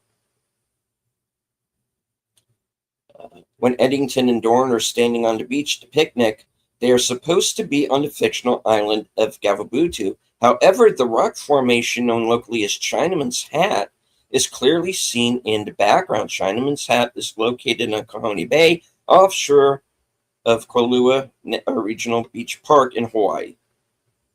The USS Alwyn was commanded by the senior officer aboard Ensign Stanley Kaplan. There were several reasons to put forward as to why he didn't stop to pick up the captain and executive officer. He said it was because it would have taken 20 minutes to stop from full speed and then get back up to that. The premise of this movie and novel that formed its basis is that the Japanese would try to defend a strategic asset using their most powerful battleship, the Yamato, but she turns tail and runs from the engagement at the last minute. Apparently, the Japanese officer in tactical command mistakenly believes he is about to engage an enemy force several times larger than the nearly spent force he actually does confront. In historical fact, the Yamato did turn tail and run from battle off Samoa in October of 1944. Under circumstances nearly identical to those depicted in this story. It's worth noting that Captain James Bassett, the author of the source novel, was in an excellent position to know about this engagement. He served as a PR officer to Admiral William F. Halsey, who commanded the force opposing that of the Yamato. And hello to Daniel Berry Sports Highlights. Many of the non-military costumes and hairstyles worn by the women throughout the film were contemporary to the mid-1960s period, during which the film was made, rather than of the early 1940s.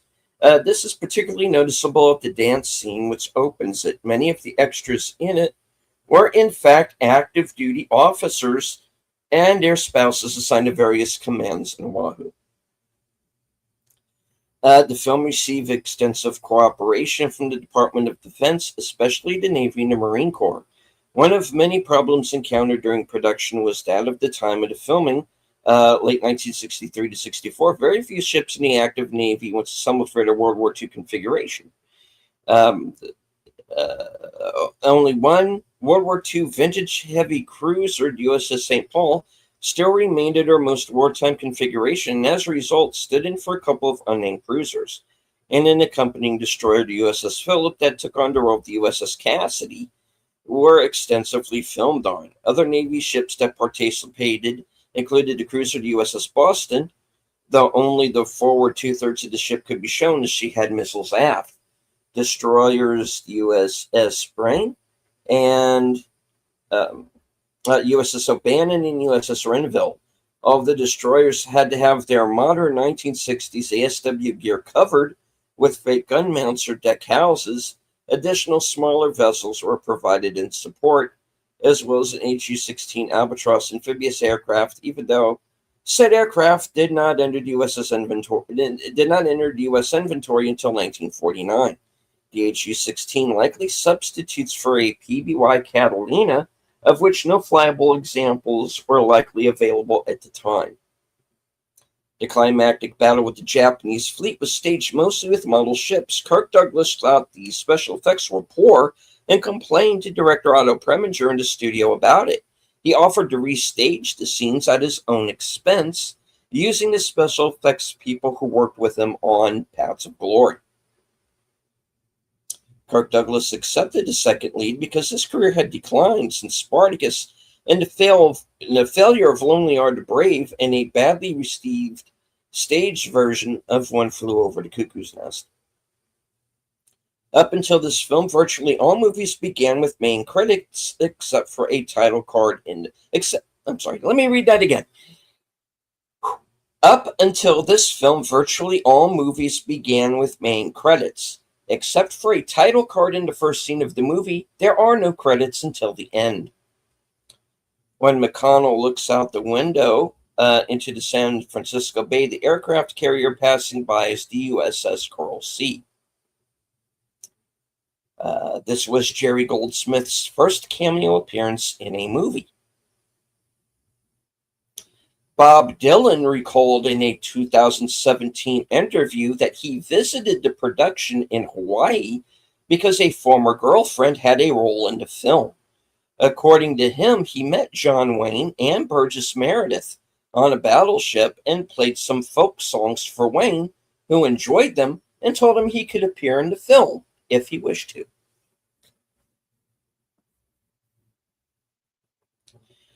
This is just one of two movies that showed paramarines. The other is Marine Raiders. The paramarines saw combat in the Pacific but never jumped in combat. They were disbanded in 1943. The jump scene here is probably film of a World War II training jump. Hugh O'Brien appears uncredited in the film as the Army Air Force major with whom Liz Eddington is having an affair prior to the Pearl Harbor attack. The role, while important to the plot, is essentially a cameo, and O'Brien was, by 1965, a well-known actor. He was unbilled at his own request. Otto Preminger felt that a strong actor was required to make a vivid impression in just a few minutes of screen time, especially as Barbara Boucher was an inexperienced actress at the start of her Hollywood career. O'Brien agreed to do it, not for his usual salary, but in return for a large donation to a charity he supported. One of the patrol boats in Jerry's squadron is number 42. That's the same number as the one commanded by Robert Montgomery, and they were expendable. In that film, John Wayne played the second in command of the squadron. The words of that title were spoken by Tori in the scene in which he speaks with Kimmel. Bev and Mac's apartment in San Francisco, the Golden Gate View Apartments, is located on the corner of Hyde and Lombard Streets. The famous zigzag section of Lombard that has been featured in a number of films begins directly in front of their door. In the battle scene, it is shown that a Japanese destroyer rams PT-44. According to Navy battle records, only one PT boat was ever rammed by the enemy. That was PT-109, the one commanded by John F. Kennedy. The plane Eddington takes to find the Japanese fleet is a PBJ-1. PB stands for patrol bomber, and J indicates the manufacturer as North American Aviation. This is the Navy version of the B-25 Mitchell bomber. The Navy relied on the PBJ as a radar picket, but the Marine Corps used them as tactical bombers and strafers. Also, the Doolittle raid launched the Army Air Force's version of the bomber from an aircraft carrier, the aircraft carrier, the USS Hornet, flown by Army crews, see 30 seconds over Tokyo. George Kennedy played Gregory, knew about combat in real life. He served in the U.S. Army in World War II, attaining the rank of captain and being awarded 2 Bronze Stars for bravery while serving under General George S. Patton. Kennedy later played Patton in Brass Target. PBJ that Eddington takes has the squadron markings of VMB 611, which was Marine Bombing Squadron 611. VMB 611 did not arrive in the Pacific area of operations until October 1944. VMB 611 was decommissioned at MCAD Miramar in November 1945. Most of the jeeps used during the onshore scenes are M151 Mutts, which were first deployed in 1960. World War II jeeps have a classic vertical slat radiator covers. Mutts were the first and only Jeep variant with horizontal radiator slats. Mutts were used extensively during the Vietnam conflict and replaced by the Humvee in the 1980s. Mutts were taken out of service and virtually disappeared as they were declared unsafe by the U.S. Department of Transportation and deemed unfit for civilian usage. Most were destroyed by the military. Some survived to be sold to military enthusiasts and collectors. Much are rarely seen outside of military historical displays and parades. The super battleship in the film, the Yamato, never took part in the fight for Guadalcanal, and since he spent the entire Guadalcanal campaign at anchor at Truk in the Caroline Islands, the Japanese did commit 4 battleships to the Guadalcanal campaign: Congo, Hiei, Kurishima, and Haruna. All sister ships were originally built between 1913 and 15 as battlecruisers. The Congo being the last Japanese capital ship constructed outside of Japan. She was built in Britain. Congo and Haruna survived the campaign undamaged, while the Hiei and Kurishima were both sunk within 2 days of each other in fierce night battles in mid-November 1942.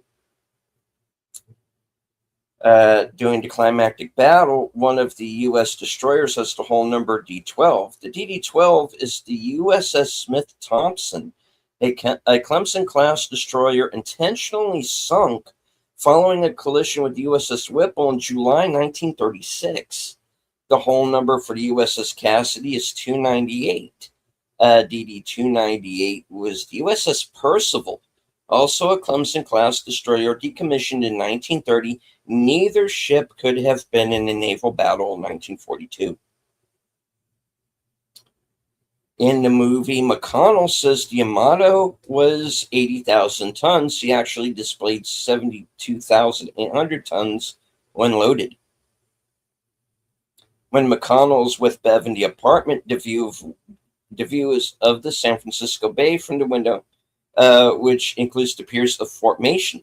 These were used for loading cargo and troop carriers in World War II. As of 2019, they are managed by the Golden Gate National Recreation Area, with a variety of events taking place there. The view of the Golden Gate Bridge is obscured by fog. During the dance, Bev describes Liz as being pie-eyed, which is an old term for drunk. The music playing has a big band sound, like Duke Ellington, who not only scored Otto Preminger's earlier film Anatomy of a Murder, but played a character named Pie-Eye. This is one of 2 films Otto Preminger directed in 1965. The other is Bunny Lake is Missing. This is a reunion with director Otto Preminger and Dana Andrews, who 20 years earlier did 4 film noirs: Laura, Fallen Angel, Daisy Kenyon, and Where the Sidewalk Ends. This is one of 8 movies in which Dana Andrews appeared in 1965. The low-budget films were major roles, mainstream projects were small roles. Jill Hayworth had previously worked with Otto Preminger on Exodus and The Cardinal. She had been under contract to Otto Preminger, but this was the last of her films with him. Hugh O'Brian and Barbara Boucher are fired on by Japanese Zeros as they are laying on the beach. In truth, the Japanese only attacked military buildings or battleships.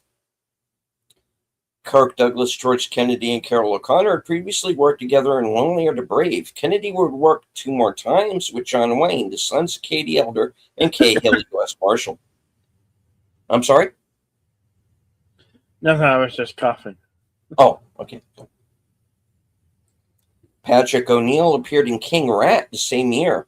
Both films depict World War II in the Pacific. Here at Pearl Harbor, they are at a Japanese POW camp. Lower budgeted than most movies starring either John Wayne or Kirk Douglas, it shows. Or rather, it doesn't show. During the Pearl Harbor attack, when only bombs are shown hitting the water, and not one Japanese Zero is shown except for stock footage when Hugh O'Brian is on the beach. 2 actors would become iconic and ultimately legendary characters on television. Larry Hagman, soon to be cast as Major Anthony Nelson on I Dream of Jeannie, but more famous later as J.R. Ewing on Dallas. Carol O'Connor, who appeared with Kirk Douglas earlier in Lonely Are the Brave, as Archie Bunker on All in Family.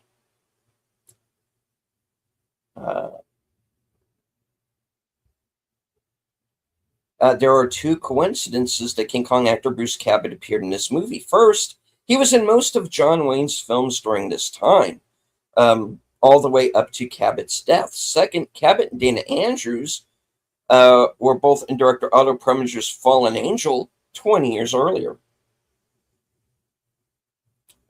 Dana Andrews starred in Spring Reunion in the late 50s, a film produced by Kirk Douglas.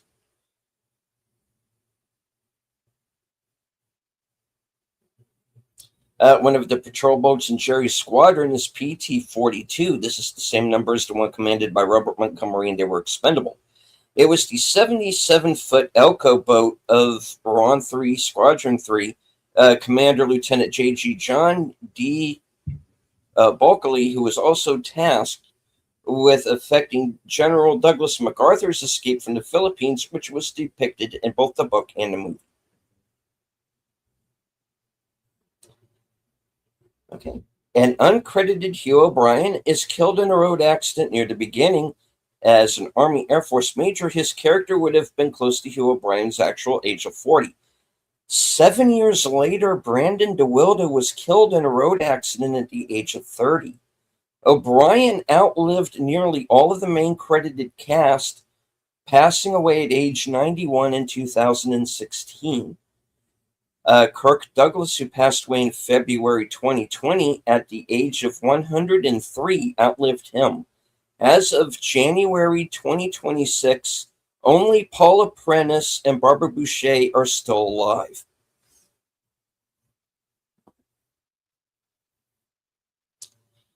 Patricia Neal, again a very heavy smoker, nearly died the same year this film was released after suffering 3 intracranial aneurysms. John Wayne is only 6 months older than Burgess Meredith, both born in 1907, making them 58 in 1965. When Tori leaves the captain's cabin to wake and confront Eddington, the plaque of the USS St. Paul can briefly be seen hanging on its door. Henry Fonda, Francois Tone, and Burgess Meredith had previously been directed by Otto Preminger in the film Advice and Consent. You okay there, Bill? Yeah. Okay. Get some water. Barbara Boucher said this film was a turning point in her career. She said Otto Preminger assigned her to a 7-year contract, but since he only made films every 2 or 3 years, she wasn't getting much work. Started begging him to let her out of her contract until finally he agreed. When Nimitz, played by Henry Fonda, speaks with Rock in his study, on the wall behind him is a portrait of John Paul Jones from Revolutionary War days. The image looks exceedingly close to that of Fonda himself when he starred in the Revolutionary War drama, Revolutionary War Western drama, Drums Along the Mohawk. The cast includes 6 Oscar winners: John Wayne, Kirk Douglas, Patricia Neal, George Kennedy, Henry Fonda, and Jerry Goldsmith. And 4 nominees: Brandon DeWilde, Francois Tone, Burgess Meredith, and Stanley Holloway. The special effects team built a fleet of warships scaled down to 1/16 of their real size. They sailed under their own steam, operated by a 2-man crew concealed inside, who, peering through slits in the superstructure, guided the craft according to instructions received through headphones. The final battle scene, which lasts 5 minutes on screen, cost £350. What that is in American money at the time, you'll have to look that up. Henry Fonda's 2-scene cameo was done as a favor to Otto Preminger. He was cast at the very last minute. Chill Wills, originally playing the role, was fired by Preminger after one morning's work. The film was budgeted at $5 million, making it one of the most expensive of Otto Preminger's films. It went more than $400,000 over budget. John Wayne's last day of work on this film was 8/31/64. This was 24 days ahead of the stop date specified in his contract and allowed him to get a medical checkup immediately afterward, rather than at the end of the following month. The checkup confirmed he had cancer, and he underwent extensive surgery, which saved his life. Had director Otto Preminger not been such a fast worker, it is possible that this film could have been Wayne's last. Slim Pickens would go on to star in 1941, also about Pearl Harbor, but a comedy, and a movie in which John Wayne was considered for a role Robert Stack played his part after Wayne told director Steven Spielberg he was disgusted by the screenplay. Yeah, I would rather think that movie wouldn't be his cup of tea. Although a box office failure and never considered a John Wayne classic, it has gained a cult following, and many believe it to be one of Wayne's best performances. Stripped mostly of his tough guy persona, he played a vulnerable, real human being as opposed to an action hero. In two Otto Preminger films, this one and Daisy Kenyon, Henry Fonda's character both dislikes yet sympathizes with Dana Andrews' character. Also in Daisy Kenyon, Fonda played a World War II vet, as he was in real life, and here he's a World War II admiral as the war begins. Stuntman and future director Hal Needham plays the Air Force guy Kirk Douglas punches in the face. Unlike this film, The Longest Day follows the parallel storylines of many characters. Even so, many see it to be the European theater companion piece to this film. John Wayne, Henry Fonda, and Tom Tryon appeared in both. The visuals during the closing credits tell the story of what was to follow, beginning with calm for Rock and Maggie and the recovery to follow. The waves become more fierce and eventually furious to begin to break explosively, culminating in the thermal cloud of a nuclear detonation. After this, the waves are reduced to gentle ripples on the sand. It was filmed in monochrome, partly to try to disguise the extensive use of model work, and partly to make sure the audience knew it was set in World War II. The major studios more or less abandoned black and white filmmaking after this movie. Was and is often the case in films, little effort was made to match clothes, particularly women's, with the era of the film. At the dance in the beginning of the film, the women are wearing dresses typical of the 1960s, particularly Barbara Boucher and Paula Brennan. Also, the hairstyles are wrong. No woman, particularly of a certain standing, would at the time have worn their hair straight and loose. Boucher looked exactly like a 1960s rather than 1940s wild child. In the close-ups of the U.S. naval vessels, only post-war 3-inch electric radar-controlled anti-aircraft are shown. All of the World War II era 40mm quadruple mount Bofors anti-aircraft guns had been retired and removed from the ships. The reason was the new proximity fuse that made shells explode near a plane rather than having to hit it. It would not fit the 40mm projectile. It would fit in a 3-inch or 76mm projectile. There's one single mount Bofors guns shown on the shore at the end of the scene when Admiral Tory arrives on Gravu 2. God, why didn't they just use the actual names? It's supposed to be Guadalcanal. Okay. And the Jeep drives off the pier on the way for him to meet the staff.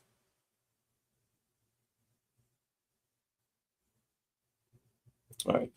This is one of several films in which John Wayne's character has a strained relationship with his son, whom he hasn't seen since childhood. Rio Grande, Big Jake, and to a lesser extent, Cahill U.S. Marshal have the similar theme. The climactic battles, based on two historical fights, happened near one another during the Philippines campaign of 1944 and 45. One Japanese fleet attempted to use the Surigao Strait, only to meet a series of minefields, PT boat attacks, followed by a surface force that included the battleships the West Virginia, Maryland, Mississippi, Tennessee, California, and Pennsylvania. All of which were at Pearl Harbor on December 7th, 1941. This battle was their revenge. The second battle happened at roughly the same time off the island of Samar and included the battleship Yamato. The Japanese force of battleships, cruisers, and destroyer happened upon a small task force of destroyer escorts, destroyers, and escort carriers called Taffy 3. Outnumbered and outgunned, Taffy 3 ships turned about and engaged the Japanese at close range, managing to fend off their enemy but at great cost. Almost all of the Taffy 3 ships were sunk or badly damaged, yet their stand warded off the mighty Yamato. because Wayne was operating on only one lung from this point on, and eventually added a new characteristic to his acting, which became a favorite and impressionists would added their technique for him. His lowered lung capacity caused him to often split longer sentences into several smaller parts instead of speaking the line in one flowing breath. He would then be speaking lines like, "Well, I guess we better pull back to the end of the river and see what comes out of the woods." Even amateur impressionists would use this feature to improve their impressions of him significantly. The average age of a lieutenant in the Navy Waves was 25. Patricia Neal was 39 at the time of filming. This is the third and last time that John Wayne and Henry Fonda appeared in the same movie as military officers, the others being Fort Apache and The Longest Day, the latter of which they didn't share any scenes together. Fonda outranked Wayne in all three times. They also appeared in separate segments of How the West Was Won in 1962, which Wayne once again played a military officer and Fonda played a buffalo hunter. This would be the only time Wayne outranked Fonda. When Admiral Broderick arrives at Tulabon, PT-44 is visible in the background. It would be this boat that Jerry Torrey would be assigned after leaving the Admiral's staff. All of the female personnel are officers. This was the standard of the day because their rank would serve in most cases to protect them from the advances of over-enthusiastic enlisted and non-coms. The visuals for the end credits provide a metaphor for the war in the Pacific. Yeah, we went over this. Okay. All right. Henry Fonda and Christopher George are the only two actors to appear in both this film and the later similar all-star war film Midway a dozen years later. When Admiral Torrey and company enter an air raid shelter, one of the actors is hit by a piece of one of the pyrotechnic devices. Barbara Boucher and Joe Hayworth share the same birthday, August 15th. According to legend, this film's original cut was roughly 3.5 hours and included the overture, intermission, interacting, exit music. Then cut down by an hour due to Paramount Pictures getting cold feet over the already excessive length. All three theatrical trailers and a behind-the-scenes featurette do contain some of the deleted extended or alternate scenes, including some deleted shots of the climactic naval battle and a brief, silent snippet of John Wayne's character saying what appears to be all clear, while standing with George Kennedy's character at the airbase. Legend also has it that this film was also planned to be filmed in 70mm widescreen and color. It is unknown whether any footage was originally filmed like this, then replaced with black and white Panavision widescreen due to said cold feet, or if it was filmed as the latter from the get-go.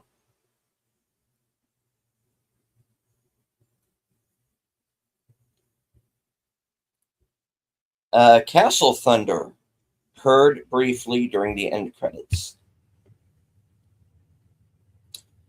Jerry Torrey's boat, the PT-44, was in the Pacific and participated in the actions around Solomon Islands and Guadalcanal. It was sunk 12-12-42 by Japanese destroyers Kawasaki and Tsukazaki off Guadalcanal to Solomon Islands.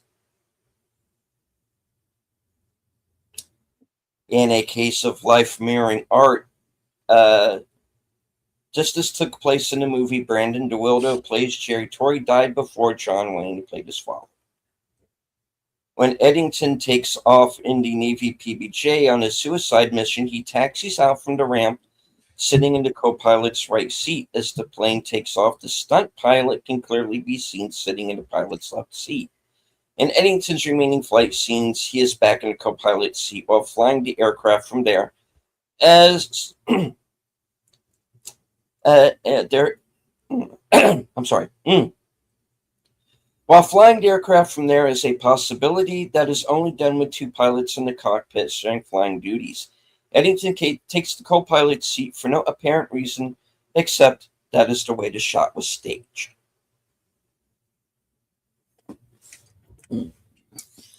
Dana Andrews' character Admiral Broderick is the film's American antagonist, along with his assistant played by Patrick O'Neill.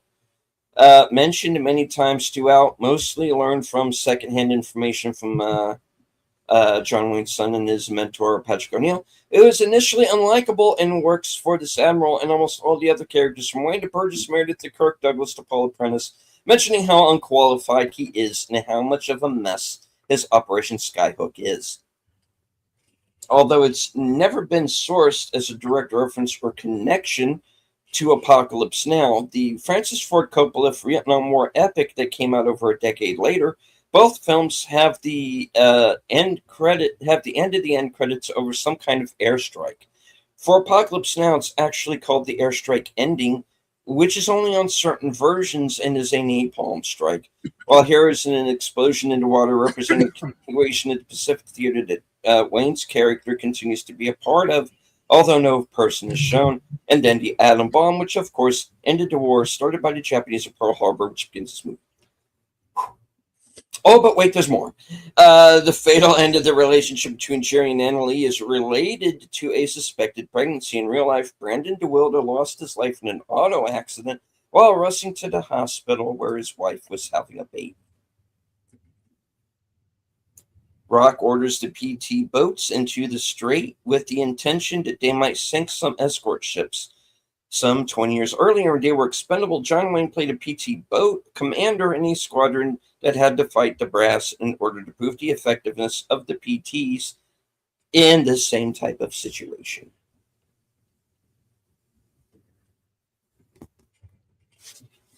That's it. Scrolls are closed. Thank goodness. That was long. Well, we will be back tomorrow for 1917.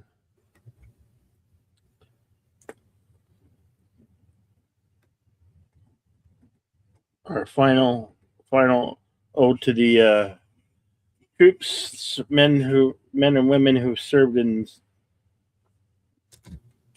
wartime and battles and conflicts. Thank you all for coming. Very much appreciated. And as I like to say at the end of these things, always remain to be excellent to one another. Party on. And we'll see you at the next one. Your turn. All right. And I would like to thank everyone who joined us in the live chat on Cosme. We had at one point somewhere in the neighborhood of about 100 and maybe about 40 or so people watching at one point or another. Thank you all very much, even if you were just here for a few moments. Hope that you enjoyed the show. Hit the like, share out the stream, do all the clicky algorithmic things that YouTube likes. And as I always say at the end of every broadcast from HQ, at all points north, south, east, west, and beyond, good night, take care, stay strong, be safe and healthy, because this is how we win.